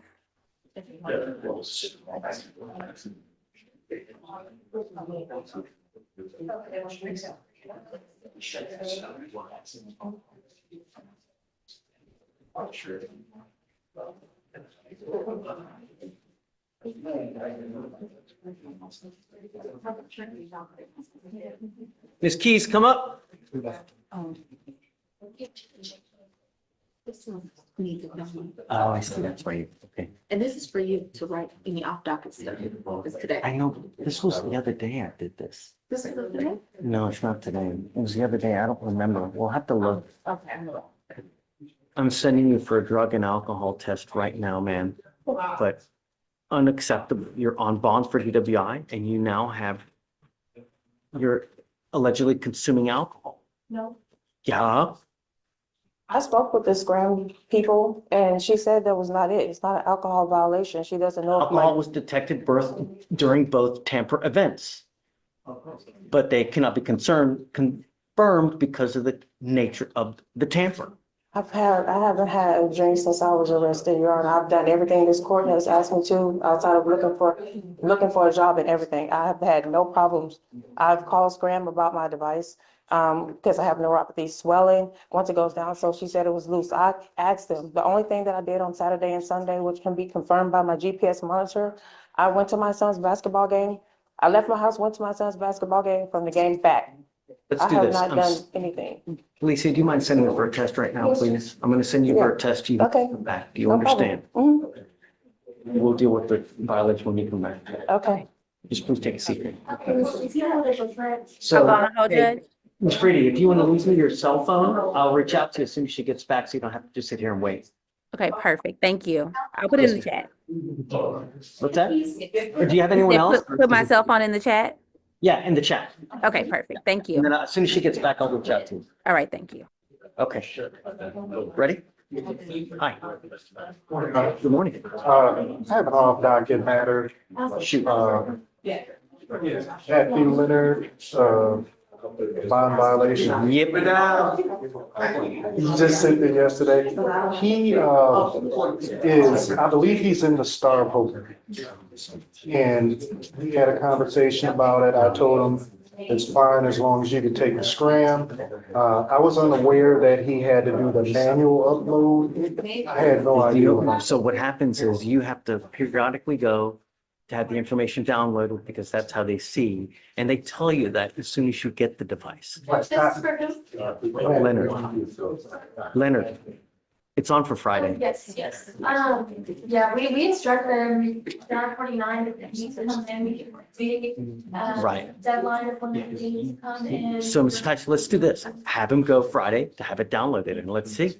Okay. You know, or have him go Thursday and then we'll have him come to court. Friday. The problem is, they will not confirm or deny that he's there. He always responds to me. He calls me all the time. And that's why I believe he's in there, because they take their phones and they don't allow him any outside contact. I mean, and I called this morning to confirm or to see if he was there. They, of course, wouldn't confirm or deny. They said if he's there, he'll be the one to give me a call back. I guess let's wait to see he calls you back. You know, Okay. he knows that he's supposed to get in contact with you. He knows the day that he's supposed to have it downloaded and, it's not our first rodeo with the DVR. Yeah, that's the worst thing. Right. So on Friday, I will not be here. Will I be able to appear via? Okay. Yeah. Okay. Yeah, All absolutely. right. So at this point, I don't even know if he can, he doesn't obviously know to be here on Friday, but I'm waiting on him to call back. Let's see. Just let me know. Okay. All right. Thanks. Good morning, Judge. I have Josue Bueno on today's docket. His appearance is required today. He texted me this morning saying he's having some transportation issues. Can we do do you want to do like a 1 week reset for bond forfeiture or just do another appearance required? See how old he is. Yes, Judge.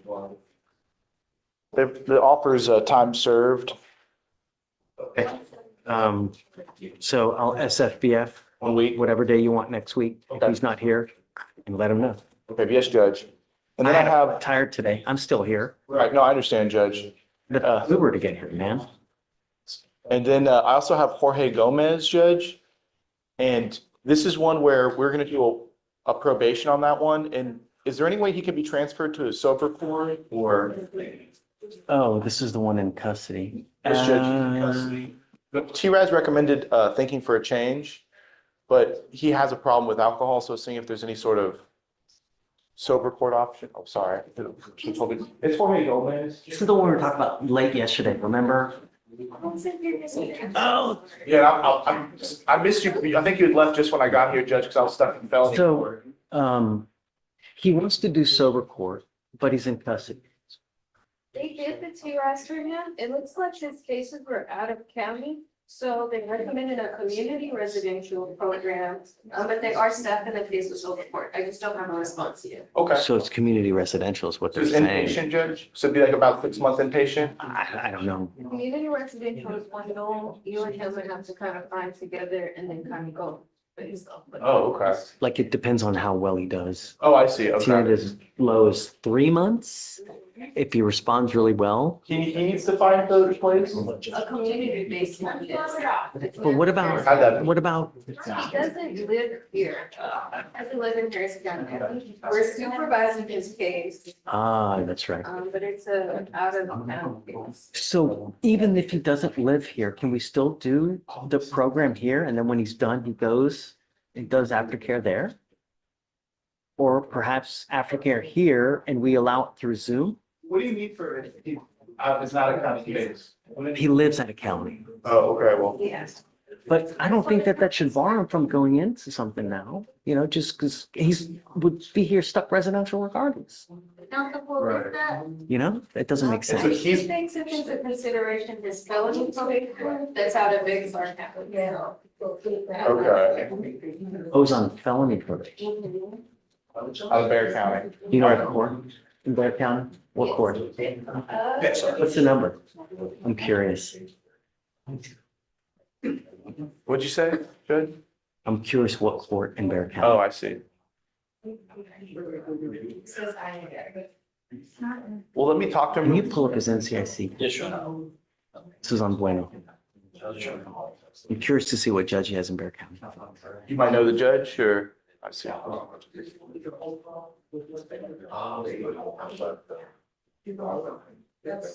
Because last time she gave me his praise.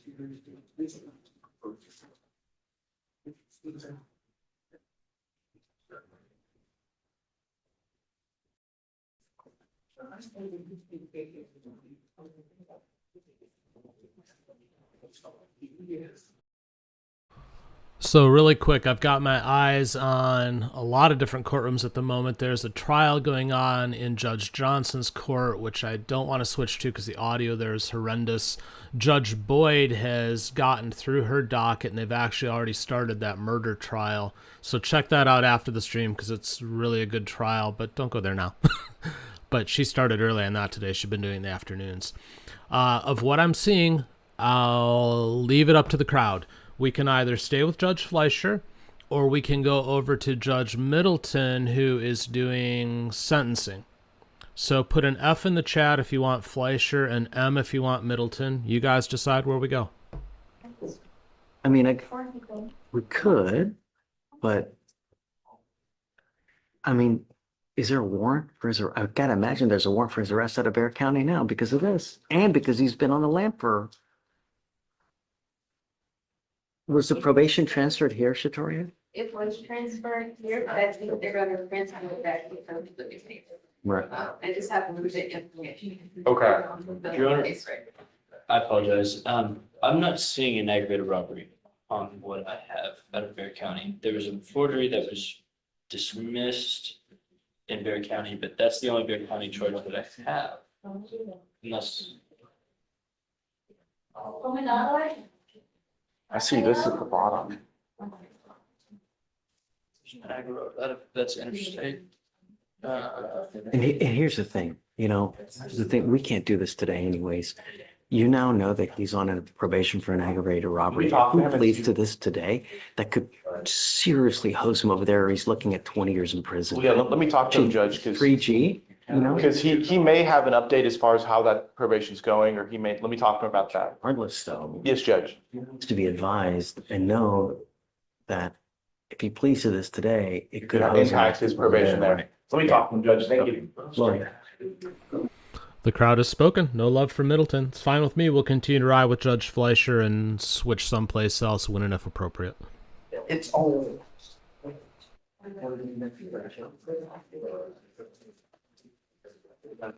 is he in jail? Mhm. He is charged with murder and he's charged with DWI and UCW. The issue is that the UCW maybe is the murder weapon. And we can't plead, and we're ready to set for trial. They put an offer on there. So he evades, allegedly gets into an accident, someone dies? No, he allegedly kills his mom, then drives off. Gets seen, not maintaining a single line and takes off, evades, and then has a DWI and the gun in the car. Can you tell me the Just name? charged Christopher him with Melendez. they just charged him with the murder like 5-6 days ago, huh? No, they charged him with the murder. I think the DWI came in and then the next day the murder came back. So this one, yes, the murder came in right after the DWI. I'm sorry, I was back here. I mean, a district court chief put an offer on the misdemeanors. We're not taking. Say? We're not taking it. He's ready. If you want us to set it for trial. I mean, He's set for, that case, that could take 2 years. he's set for pretrial conference in June. It's like his fourth. So. Right. And then, What have they offered? Have they offered him 4 years? yeah, and the, from what I understand, like the UCW is the alleged murder weapon. So we're kind of interrupting. So let's do this. Do you mind bringing him out, please? Melendez? Christopher Melendez. So what day is the pretrial conference set for? June. Check it right out. So far away. June 16th.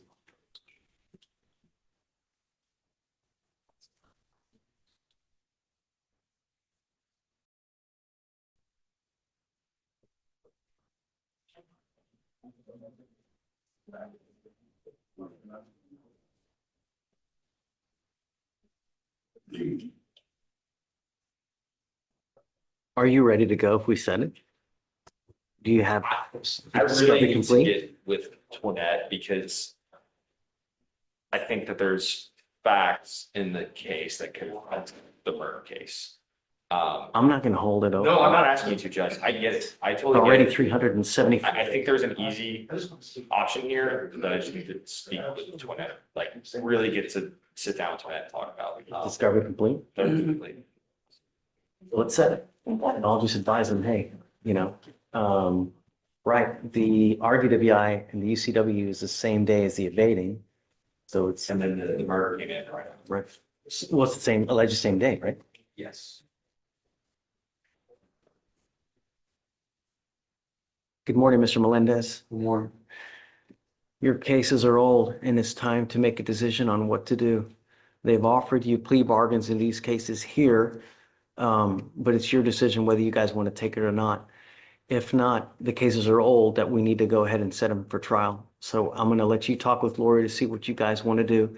If not, we'll set your case for trial today in, I guess, 30 days, 45 days, set it. I would ask for a 45 days. Okay. We talked about it. I asked for a 45 day. Done. Okay. All right, man. Yeah, just you pick it, Lori. All right, you said you want 45, okay. Thank you. Okay.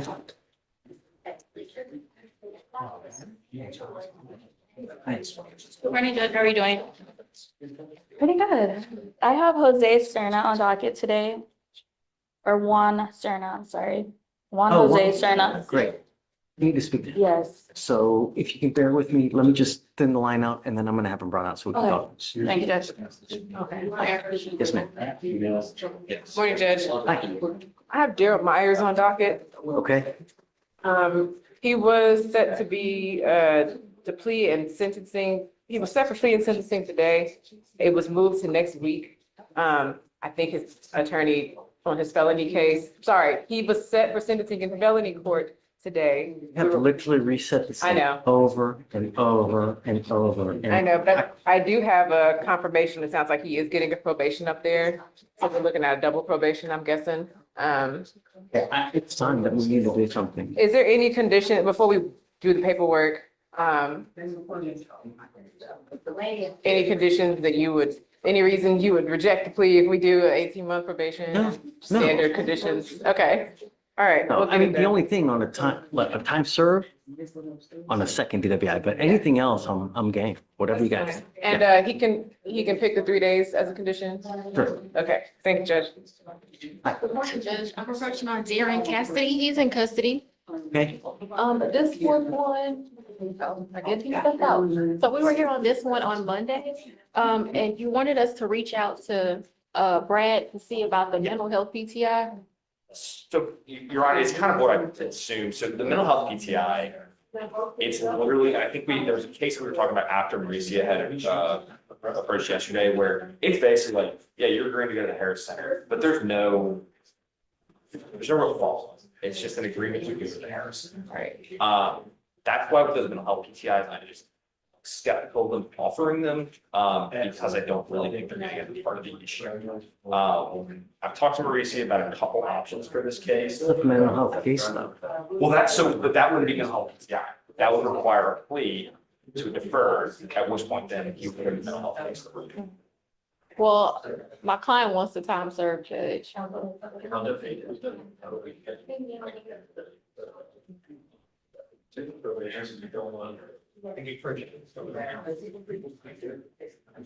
Okay, but I'm gonna warn him that if he picks up another one, I'm not doing this again. Understood. Thank you. Or I'm sorry. Okay, I'll hit you up next. Omar, tell me, you're already here. Go ahead. You can go ahead. Yes. Oh, you have a plea? She has a plea. Okay, come on. Sorry, Omar. It's good. It's on Mr. Gonzalez Dominguez. Seems us here. No, he's on bond. Gonzalez Dominguez.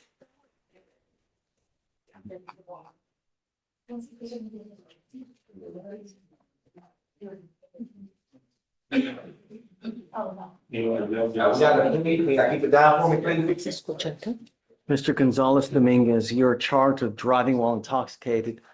Second offense. Looks like you have worked out an agreement where Quiet for a plea.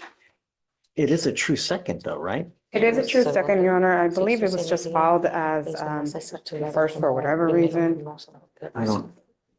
You're charged with driving while intoxicated, first offense, although it's a second offense. You need to understand that there are very serious consequences with this, Mr. Gonzalez.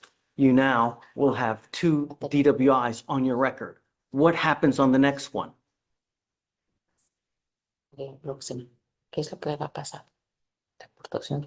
Deportation? No. If you ever Sí, usted. get pulled over again and an officer smells alcohol, you will be charged with driving while intoxicated, third offense, which is a felony offense. You were looking at a minimum of 2 years in prison, a maximum of 10 years in prison. Yes, Do you understand?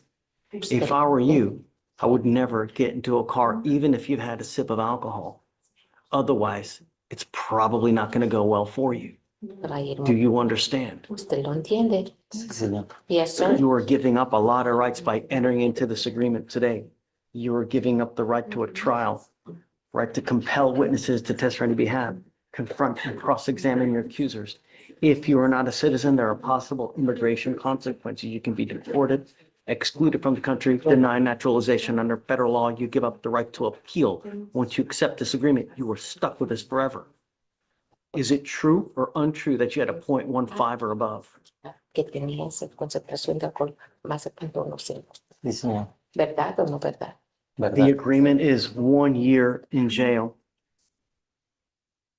to be probated for 15 months. We will do a DWI, repeat offender DWI education class.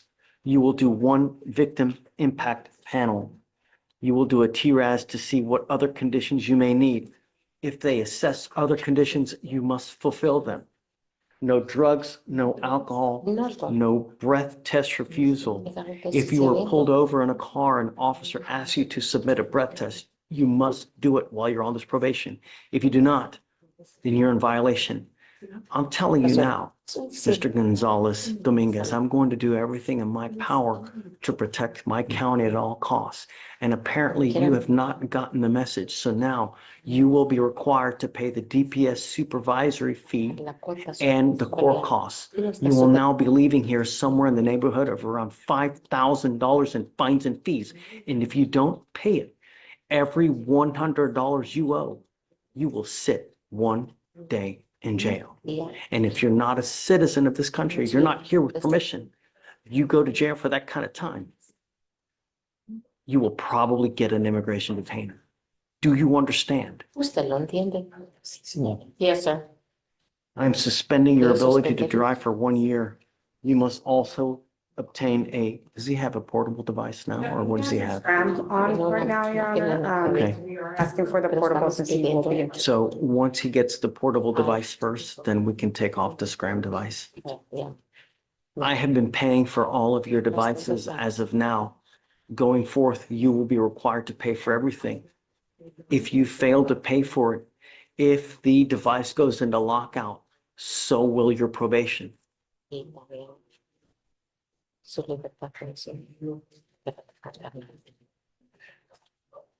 You must do a $100 donation to Mothers Against Drunk Driving. 30 hours of community service. Do you have children? ¿Tiene hijos? No. No. Okay. You will be required to do the 30 hours of community service. Varios. Is this how you understand the agreement? Yes. How do you plead to the offense of driving while intoxicated? Guilty or not guilty? Guilty. I'm going to find you guilty and I'm going to follow this agreement. How much is the total? Judge, you said you were gonna do 1 year flat driverless suspension? Correct. So with the driverless suspension was 4,900. No, but it's 45 for the 45. supervisory, and then what are court costs? Oh, so the DPS fine is 4,500. And then the court costs are 420. How much? 420. 420? 420.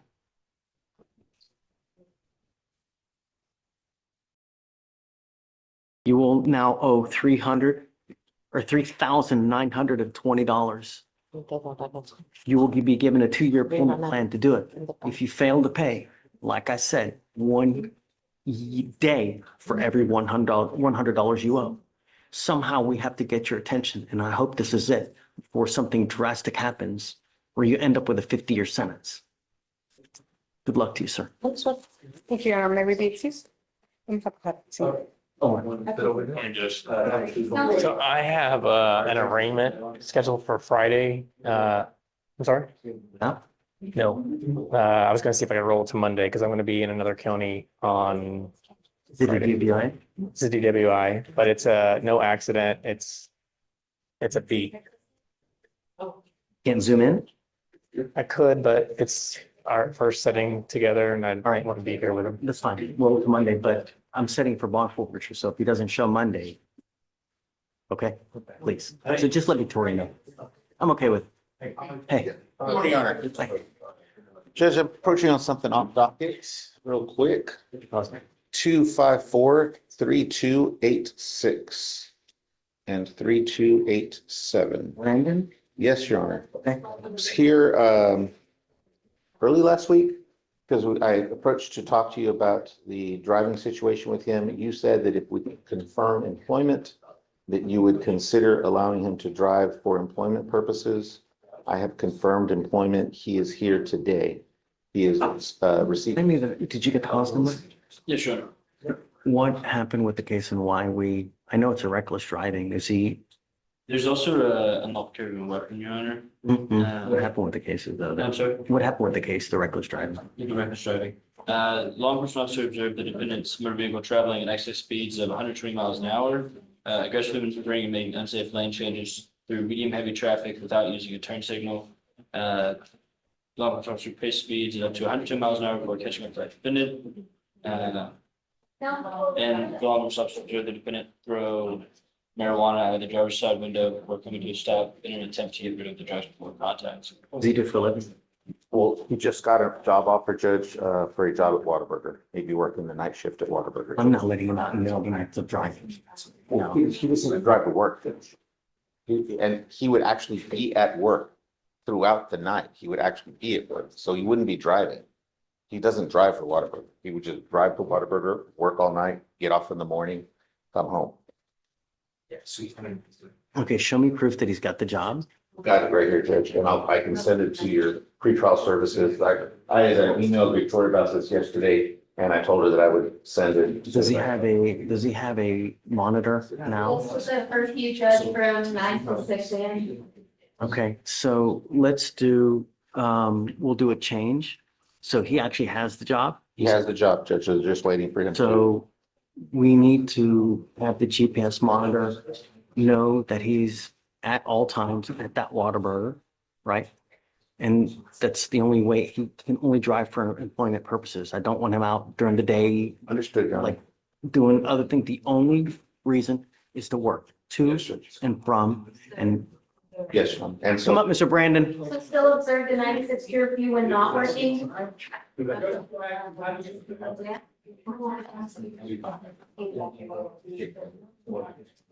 Wherever. Okay, just answer your side, so you're good right there. The only authority I'm giving you to drive is to and from work, and that's it. I will have a GPS monitor on your ankle, so anytime you deviate, it's going to ding, and I will know, and I will revoke your bond if you do it. Do you understand? I don't want you out driving and lollygagging at all times. No, the only reason is for work, and that's it. If I find you deviating from this, you're going to stay with me. Do you understand? Do you understand? And Your Honor, the shift is from 10 PM to 7 AM, so that entire time he would be at So we'll Whataburger. give him, maybe half an hour from the time before he goes from work and then half an hour afterwards to go back. Okay, all right. Well, Judge. Okay, thanks, Val. Mike Monks. Your Honor, it's a prayer. Lieutenant, please. How are you? Better than I deserve. Huh? That's not true. Yeah, not as good as I want, but better than I deserve. Yeah, I had a case on your docket. It's Jaime Hernandez. Jaime Hernandez. Okay. And this is a case where it's a FSGI. The chief said that he would do a time served on this, but I have to, in all candor, Yes. Substitution? there That's- was There was, How and that's much? the thing. 3,000. We were trying to nail it down. I think we had already talked about this. If you can't pay it now, he's supposed to pay it today, right? Because it's a. Well, if he had it, 200. yeah, but he didn't have it. He's Do it through probation, I guess, right? well, we could, or maybe if he doesn't have the money, what would you accept in terms of Nothing. No. no Not deal? fair. No. How's it fair to let him start 3,000? Well, the deal is this, I'm trying to remember how old the car is and how much damage my guy may have done to it. I think if we look it up, if it was a new car, that may be one thing. If it's a 1982. That's something that should have been done quite a while ago. Well, It's not- and we, I understand. Just, Mike, what's fair is fair. And if someone creates damage to a car, Yeah, I agree. If he created it. saying that he did, Well, my limited experience in practicing law has been that sometimes people, when they incur restitution bills, they may I know include. that they inflate. Are you saying that they're inflating it? I believe that it's true, but I could be wrong. I don't know. What kind of car is it? If It's it's a a used one, we're 2001, gonna have an it's a issue. 2001 Chevy Silverado. It's worth $3,500.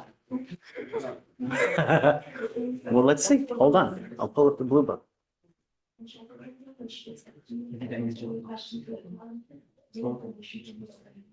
But then it would also, how much damage was done to it? So what we same? had is the rest. I'm pulling it up now, Judge. Let's see. So it's a 2001. 2001 Chevy Silverado. I wonder what the blue book is. 3,500. Double extra, sports, four-wheel drive.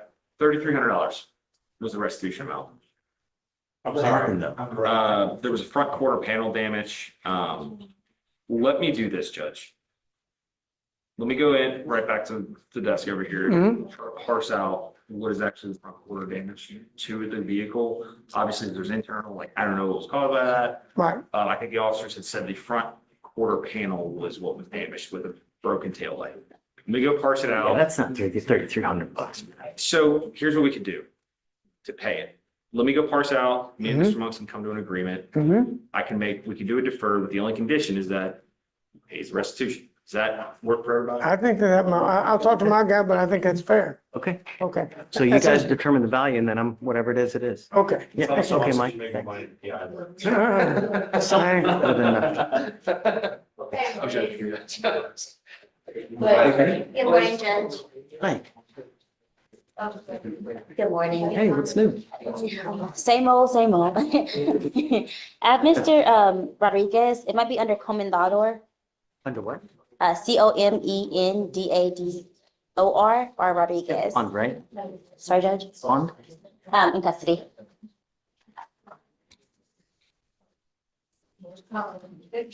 It's gonna be Rodriguez and, okay, Rafael. Yes, Judge. Okay.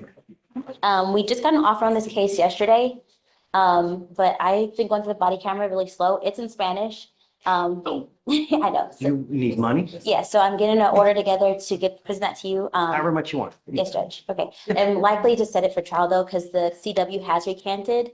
And so it's probably. Is this a DVD case? Okay, so you guys now, I mean, not knowing that that's where it's headed, if the video's in Spanish, you guys need like 45 to 90 days to be able to. So if you can get, I'm sorry. that's okay. There's a felony pending outside that may. Well, are you? Well, so the issue is that our case is allegedly with the wife and the felony case is with the daughter. Mom has recanted for both. And she stated that, and daughter was one of the 911 calls for this case. And so I don't see if she's not complying in this one. I don't see the felony case actually moving forward. So I don't want to rely on the felony case because we might be in the same boat. Whatever you want.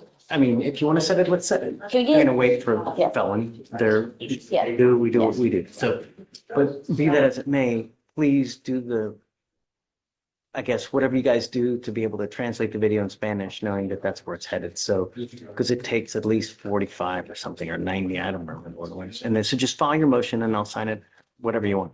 Thank you, Judge. Can I get a reset for like 2 weeks and then come back and then set it for trial after that? You can have more. Okay, can I get one more reset? I think he's 100. Whatever, doesn't matter.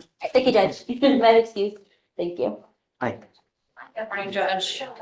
I approached last week on Enrique Ramirez. We have an offer from the state for time served on this case. And the client has a VAWA case pending. He already talked to his immigration attorney. You gave us until this week for him to accept or not accept the plea. So I just wanted to run it by the court and make sure it's Okay. good to go. I'm not down with the time served, but because it's a second, but anything else, I'm game. You tell me what you want. And are you ready now, today? Well, the offer was time served and you did mention it last time I approached. Did you say what better offer is there than a time served? Oh, no, I'm not on the second DW. Sorry. That's what he consulted with his immigration attorney for. A conviction is a conviction, whether it's this, whether it's that, I don't know.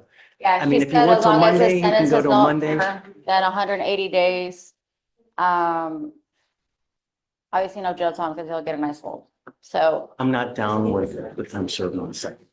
I mean, they usually offer a reduction to a first, have you offered that now here? it was, Enrique. Well, I've talked to the chief about other alternatives, but again, what he did talk to the immigration attorney was specifically the time serve offer. You want, I can give you till Monday, so you can go talk to them about the alternate offer and then come back on Monday and let me know.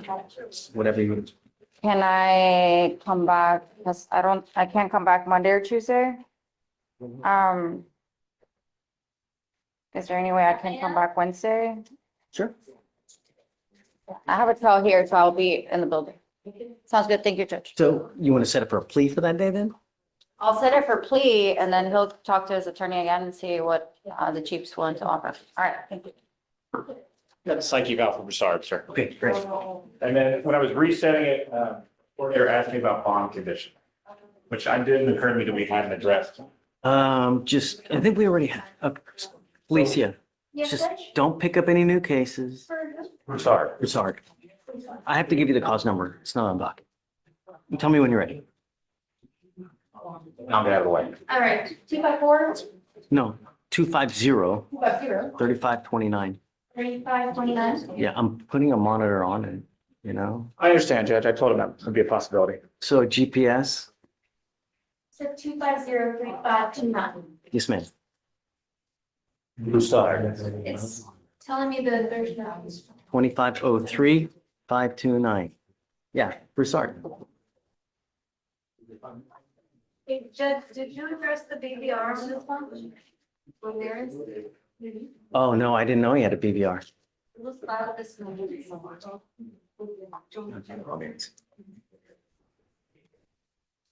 Ramirez, come up. For the conditions, Judge. For my guy. GPS. Para allá. Judge, do you want me to line here? Yeah, let me, no, he's on bond. Oh, yes. He's here now. So just show up to court.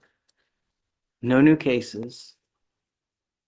Oh, and I mean, the if you want comp to- eval. Huh? The comp eval. Show up for the comp eval. That's fine, Judge. Who's it with the mental health conversion center? No, just conference evaluation. Okay, does he need to submit that to the court? It gets done automatically. Okay. Do you want a ankle monitor? Because there's no exclusion zones. It's just. Yeah, so we know where he is. Okay. That's why. Because I don't want him to take off again.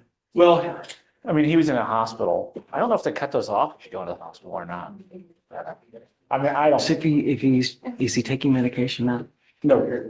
What happened? The problem is he is one of those ones that has slipped through the cracks of healthcare. So now that I'm now that he's on bond, I can get a social worker through the MAC, have him appointed and have them try to help. But basically, he's going to a hospital, he gets admitted, he gets a script, he gets out, script runs out, and he doesn't have any long-term treatment. The American healthcare system is failing, Judge. That's a great depiction of it. But hopefully with a social worker from the MAC, they can, Hopefully you can. yeah, hook him up to somebody. All right. But, so ankle monitor, come to court, no new crimes, 2 copy eval. Excellent. Thank you, Judge. Thanks, Nick. Hey. Good morning, Your Honor. I'm here for Mr. Torres.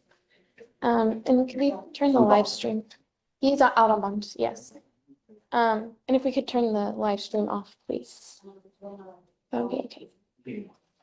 This is the old DWI. I'm being appointed to the case today. So I talked to the state and I kind of looked at the procedural history of the case. So he had an attorney, he had hired an attorney. He came to court every single time the attorney was hired and was working for him. There was a PTI offer on the table while the attorney was hired. And the attorney basically told Mr. Torres, okay, well, it's going to be this additional money if you want to enter into the PTI program for me to represent you throughout that whole process. And Mr. Torres couldn't afford it. And so the attorney withdrew and Mr. Torres didn't come to court one time. Only one time he didn't I come to have court. multiple times that he has not failed, that he's Where, failed job. okay, where on the district? I looked at the resets and sometimes he was not required to appear and then there was one capious. So I might be misreading, but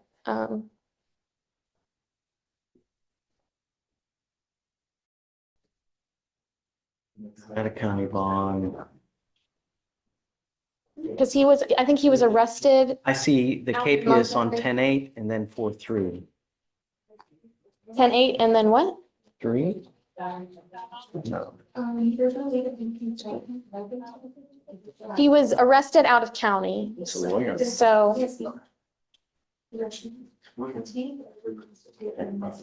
Okay, so here's what we'll do is I'll give you some time.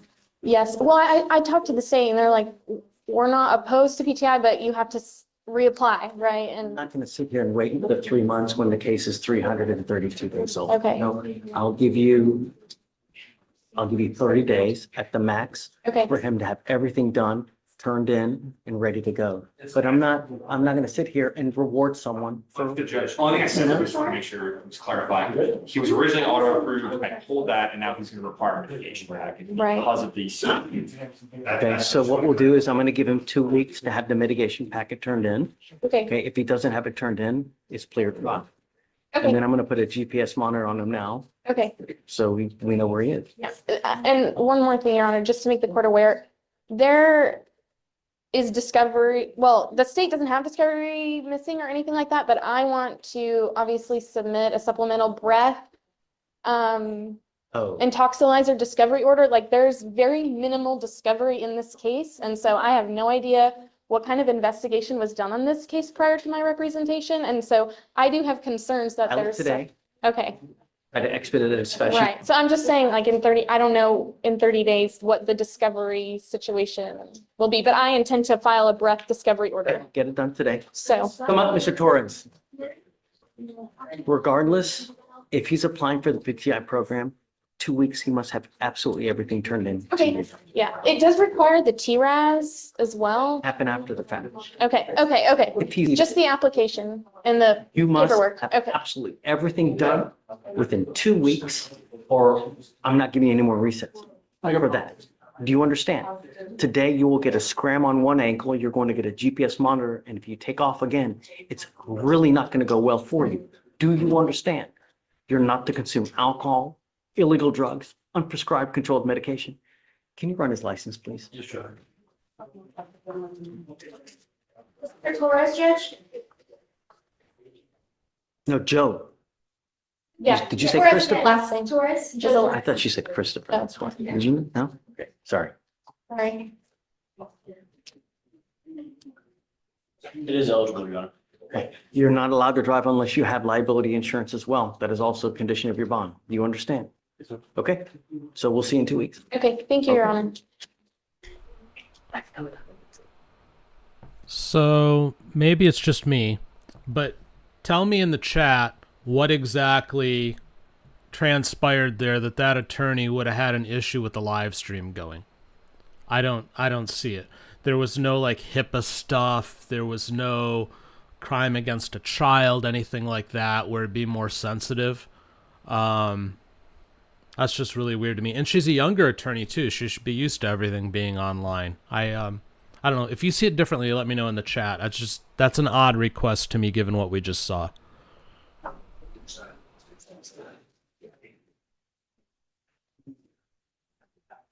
James Bond.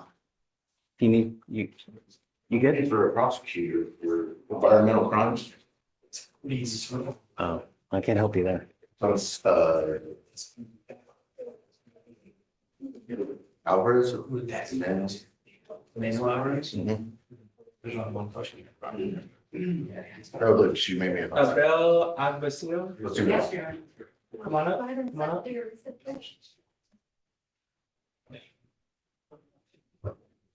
Over here, man. Over here, man. Where are you?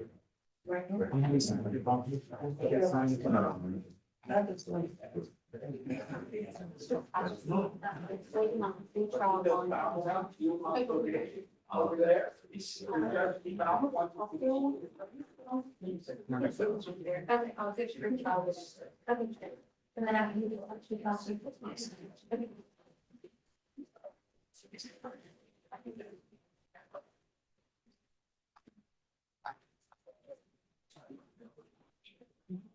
All right. You are Juan Jose Serna. Mr. Serna, you now stand charged yet again with burglary of a motor vehicle. We are going to do probable cause. You have the right to remain silent. Anything you say can or will be used against you. Please. There's very seven. One moment, my system is.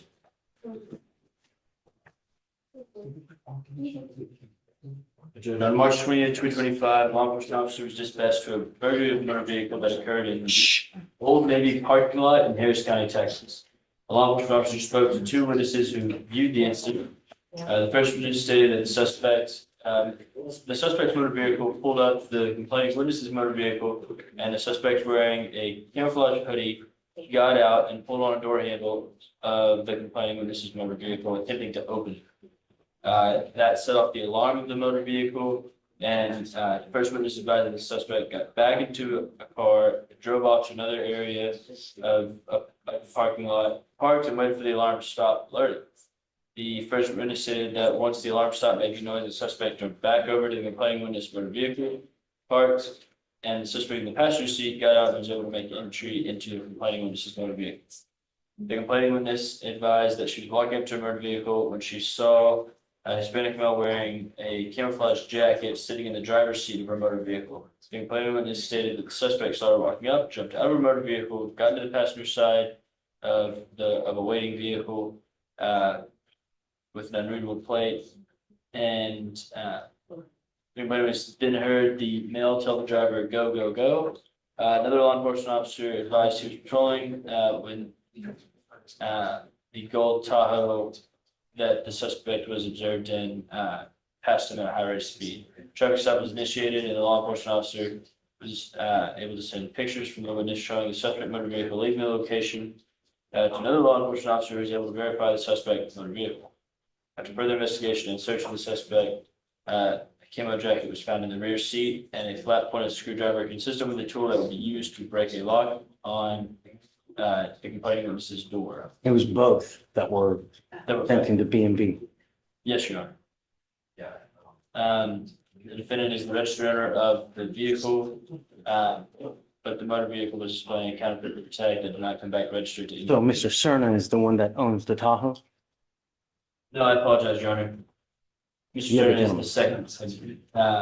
Looks like the second individual that was in the passenger, that was in the driver's seat whenever the complaining was came out of the vehicle, is not the owner of the vehicle. Judge, if I may. The complainant or the witness stated that she saw a Hispanic male with a camouflage hoodie. When they were pulled over, there's two people in the vehicle. The camouflage hoodie was not on my client. So I'm saying that there's no probable They have cause. both of them in there, in the car, being car. The both of them in the car, That's what Okay, good. according to you, right? Yes, Your Honor.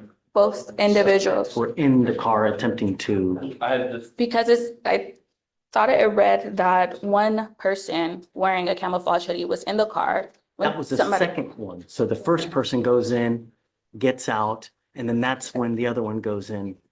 And then at that point, the complaining witness comes up and tells them to take off. Mr. Cerna, let's go through your stuff.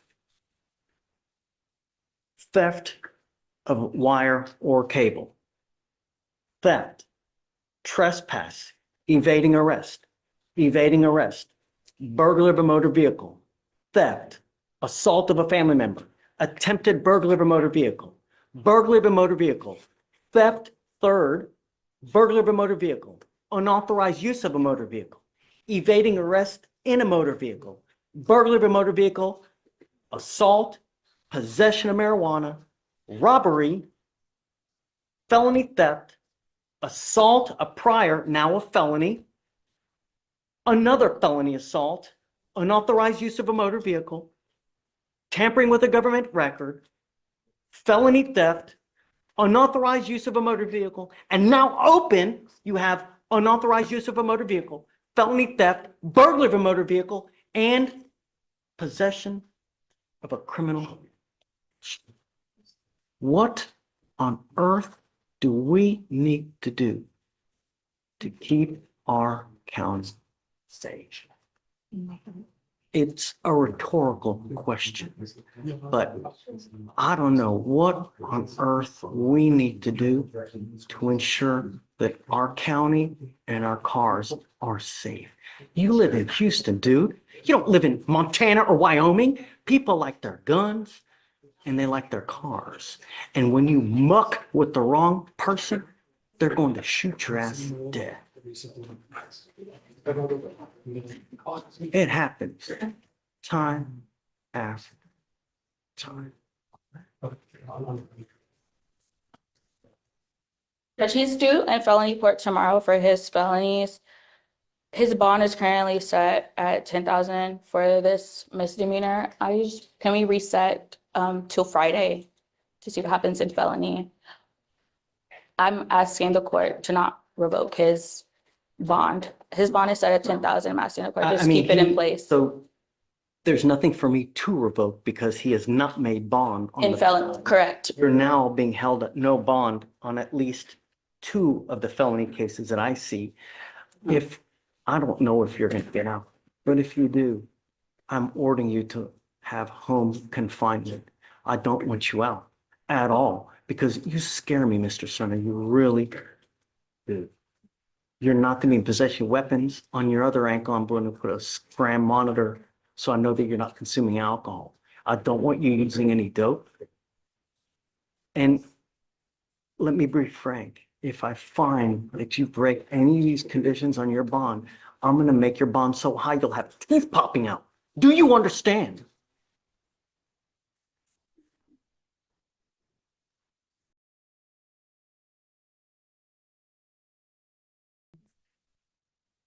Do we have, who got the co-defendants? Do we have the co-defendants? No contact with the co-defendant, please, Fleischer. Still loading, Your Honor, I apologize. We have the co-defendant, Your Honor. Say it again? We have the co-defendant. I'll sit on the court seat.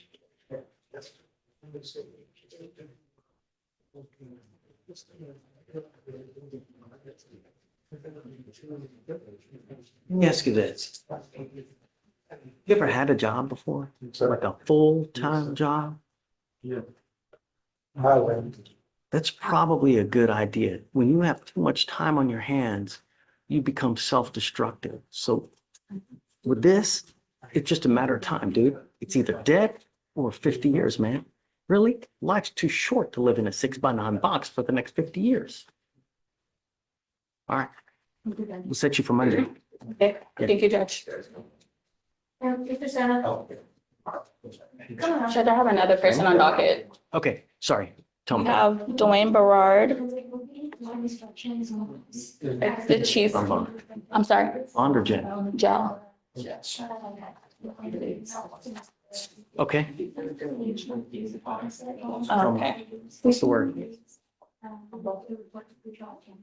I was speaking with the chief. I'm not sure if he wanted to come up here on this individual. This is for Dwayne Berard, if we can do probable cause.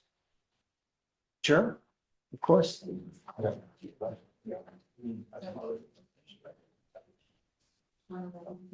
It's an assault, right? Yes, Your Honor. On February 1st, 2025, an officer was notified of an inmate who was assaulted by two other unidentified inmates.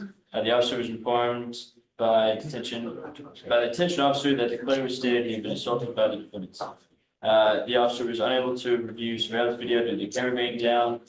The officer interviewed the detention officer who identified the defendants by the description given to him by the complaining witness. The officer interviewed the complaining witness and observed redness and bruises to the right side of his face and a laceration on his right forearm. The complaining witness stated that two light-skinned black males had entered into a cell yelling. Joe Torres. I apologize, I'm reading straight from the number. You gotta get your gay ass out of here.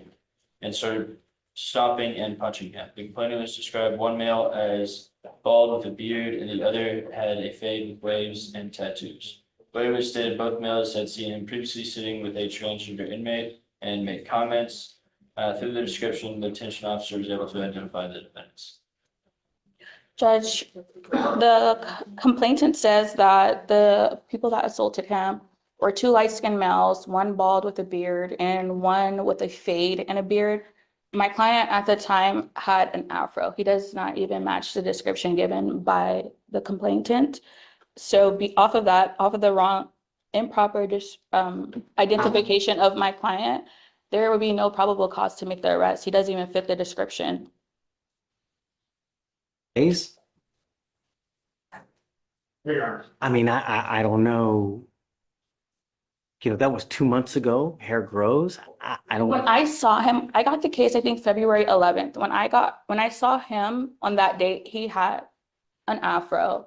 In his booking photo, he has an afro. Now, after the fact, he has now cut his hair.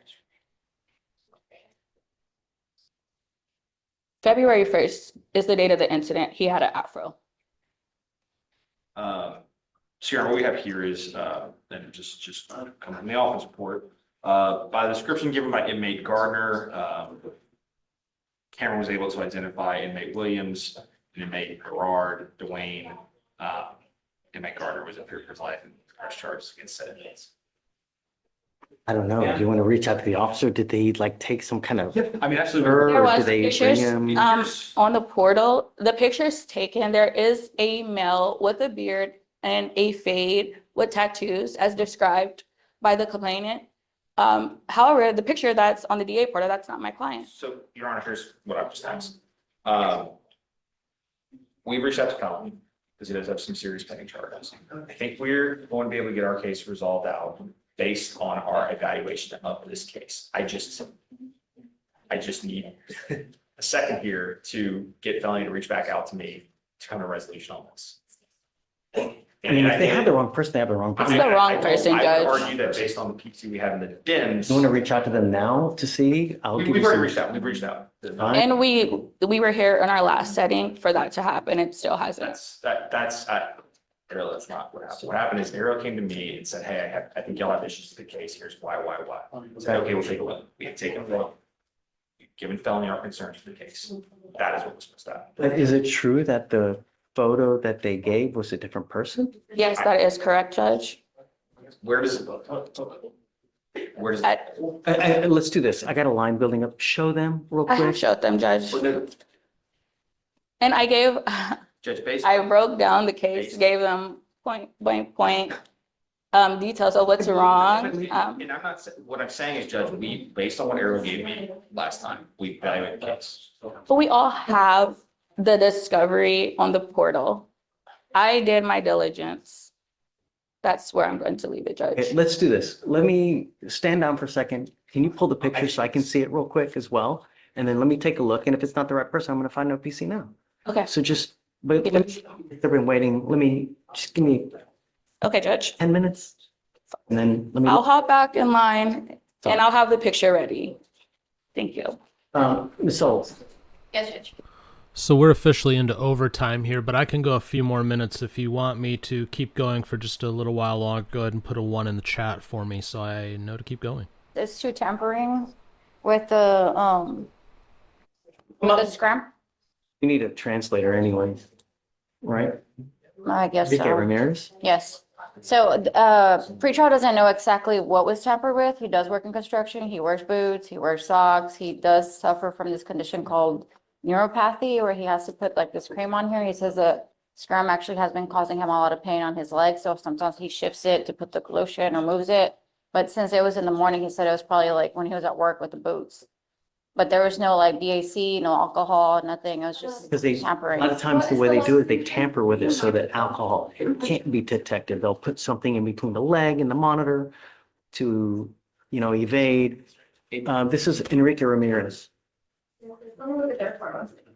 This was, A lot of times they'll say the tamper was from midnight to like 6 in.the.morning so that we know that there was something in between the leg or they've done something for that length of time. I don't know. See the first one? And it says began alcohol was at detected. On March 1st at 4:32 a.m., returned to baseline at 2:40 p.m. That tamper was 10 hours and 8 minutes. Come up, Mr. Ramirez. I don't see the second one. I see the one on the first. Tengo que te estás, que tienes alcohol en tu sistema y que estás fallando con la máquina también.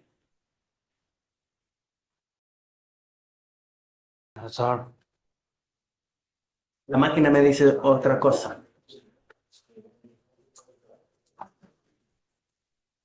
I don't know what to tell you, Ms. Solis, but oh, I mean, pretrial doesn't have knowledge as far as like what was the tampering.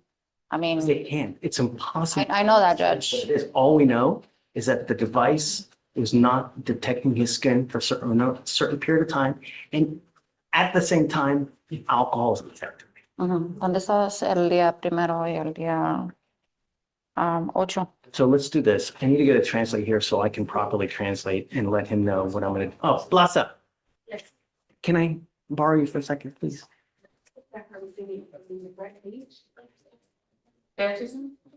No, I just need you to help me translate. Oh, okay.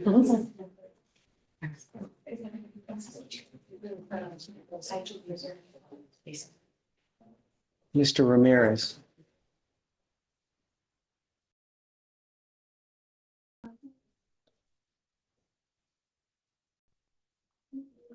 You were instructed not to tamper or remove the device.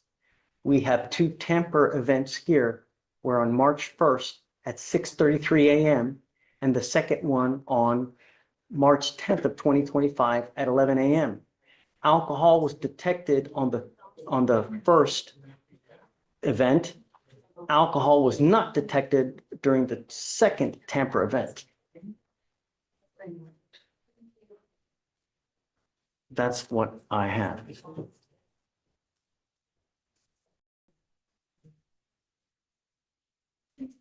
We need to do something with this case. It's 207 days old and he's now tampering with the device. So I know, Judge. I mean, we're ready for plea today, but up your bond. You're tampering with the device and you're consuming alcohol. Told you not to.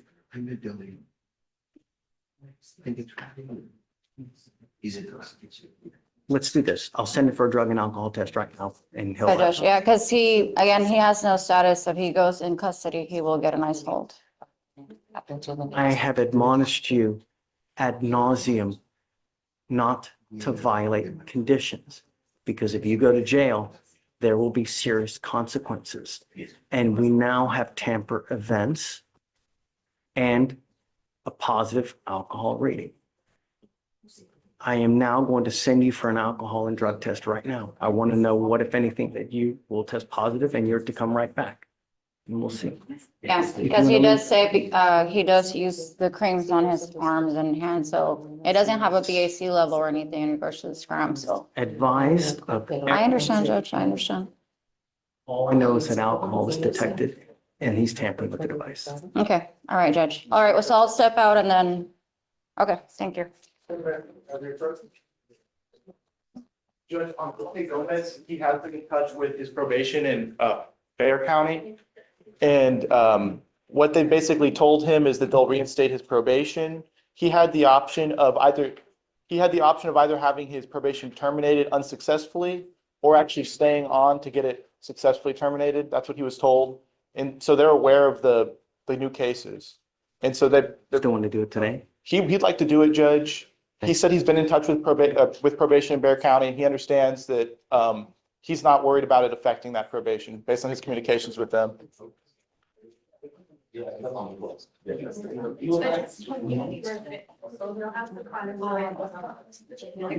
what if he can't find one? I'm not going to put him on probation. Okay. And they did stop him for sole report, but because he doesn't live in Harris County, I'm assuming it has to just be approved. I don't know if you want to wait or. Here's the thing, Shatoria. Like, I don't want to put him on probation, let him out in hopes that he gets it done, you know, because residential treatment is extremely expensive. And like, if you don't have insurance, it's what, 30 grand a year, if not more? You can't just sit here and hope and wish and that he's going to get it done, you know? That's. I can reach out to them and see if we can amend the TRS and see if they'll consider it for one of our programs, but I'll just need under that. Right. You mind? Do you want us to reset it, Judge, or? Yes, I guess set it for today's Wednesday, maybe Friday? Friday? Can we do the Friday? Okay. All right, thank you, Judge. Yeah, I know that it seems like you guys have had some stuff on your docket today. I talked to the chief. He says, can we carry it tomorrow and we'll get the figure? No, Judge, I'm sorry. Yeah. And that'll give him time to get done and we'll know ahead of time. Okay? Okay, Mike. The conditions are just compressed. Not a problem. Thank you. Hi, Joe. I have a plea on Daryl Myers. Yeah. Okay. I will say, Judge, before we do the plea, I was informed by probation, he did a TRAS in anticipation of his sentencing for next week in felony courts. And apparently they are recommending inpatient treatment. So he's likely going to get that on the felony probation. Over there. That was their TRAS. Yeah, we're not gonna ding him. Okay. Just wanna. No, he'll be expected to. Once he's released. Of course. Mr. Myers, come up.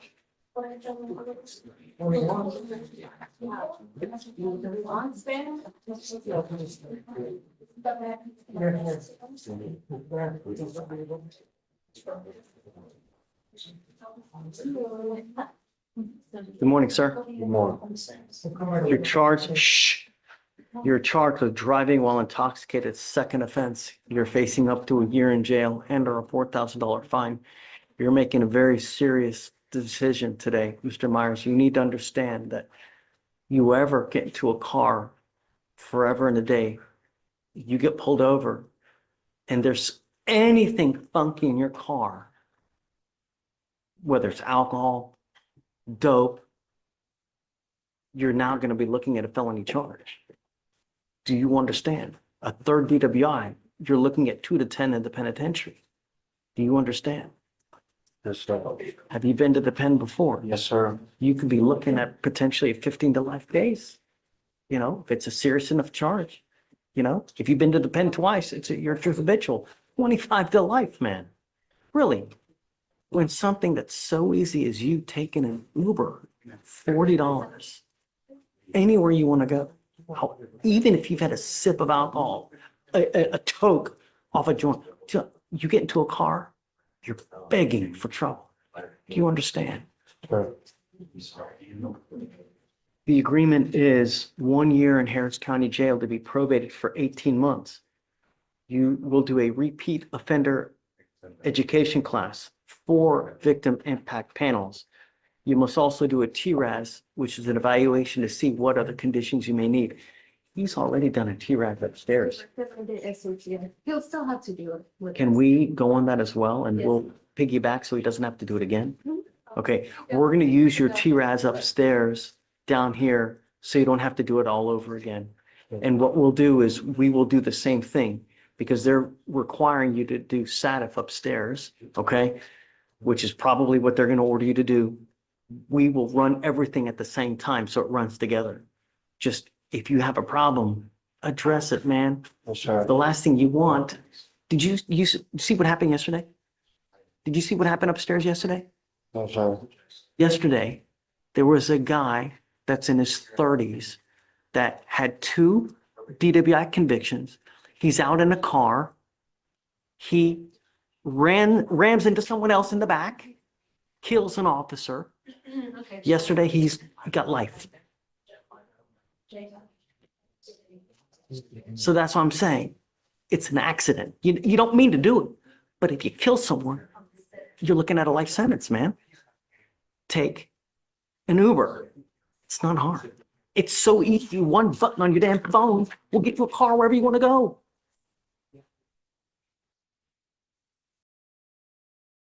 He must do 3 days in Harris County Jail as a condition of the probation. Do you know when he wants to do it? April 28th. Okay. All right. No breath test refusal. If you're driving in a car, an officer asks you to submit a breath test, you must do it while you're on this probation. No drugs, no alcohol, and a guardian and a lock. Is this how you understand the agreement, Mr. Myers? Yes, sir. You're giving up the right to a trial, right to compel witnesses to testify on your behalf, confront and cross-examine your accusers. If you're not a citizen, there are possible immigration consequences. You can be deported, excluded from the country, denied naturalization. You give up the right to appeal. So once you accept this agreement, you're stuck with us until you complete it or you get revoked. If you do something to violate this probation, I will issue a warrant for your arrest. I'm going to put you in jail. I'm going to bring you back out and we're going to have a hearing to determine if you violate it and you're looking at an entire year. You understand? I'm sorry. Okay.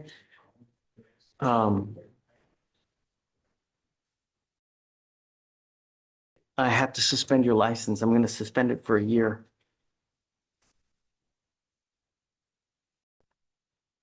Good luck to you, sir. The super fines and everything are waived. I am appointed. He's very much in his job. I normally on a second won't, but he's on probation. He's going to be doing SATIF. I will. Don't get into a car, man. Just please don't get into a car. It's not hard. You understand? I'm suspending your license as of today. You're not allowed to drive. I will have you sign an affidavit today promising me you're not going to drive. Mr. Myers, I don't care what you got to do. Just don't drive. All right, good luck. Thanks.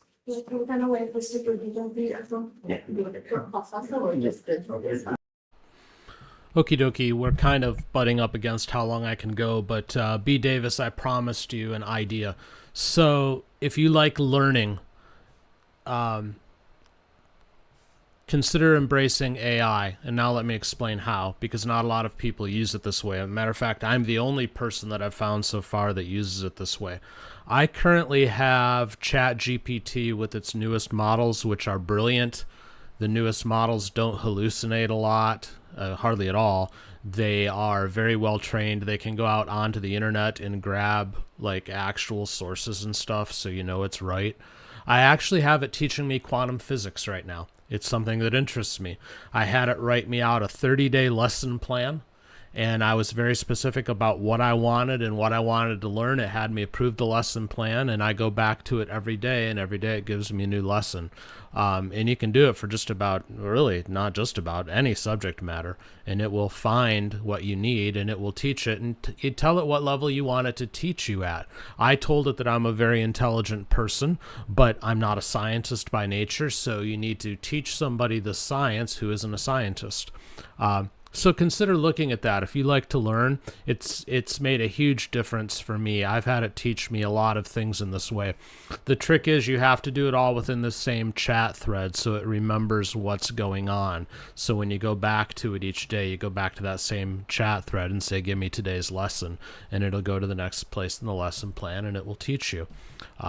This isn't an AI channel. My son has an AI channel. This is not it, but I just thought I'd share that. If you like learning, you can give it any subject matter, tell it exactly what you're looking for, and it will go and it will grab the sources and it will give you lessons and it will teach at the level you want it to teach at. Just be very specific about what you want. But give it a try. It's worthwhile. Okie dokie. So with that having been said, I'm going to let it go for today. This was a good show today. I hope you guys had fun. I know I did. We rode with Judge Fleischer for quite a bit at the end, but I think it was worth it. There's a lot going on in the other courts, though, so I've got a lot of courts to review today because there's a lot of possible material for videos to post. So I'm going to go through all of that after I spend a little time with the family, perhaps. Y'all take care. Have a great day. We'll be back tomorrow at 10 a.m. Eastern, 7 a.m. Pacific.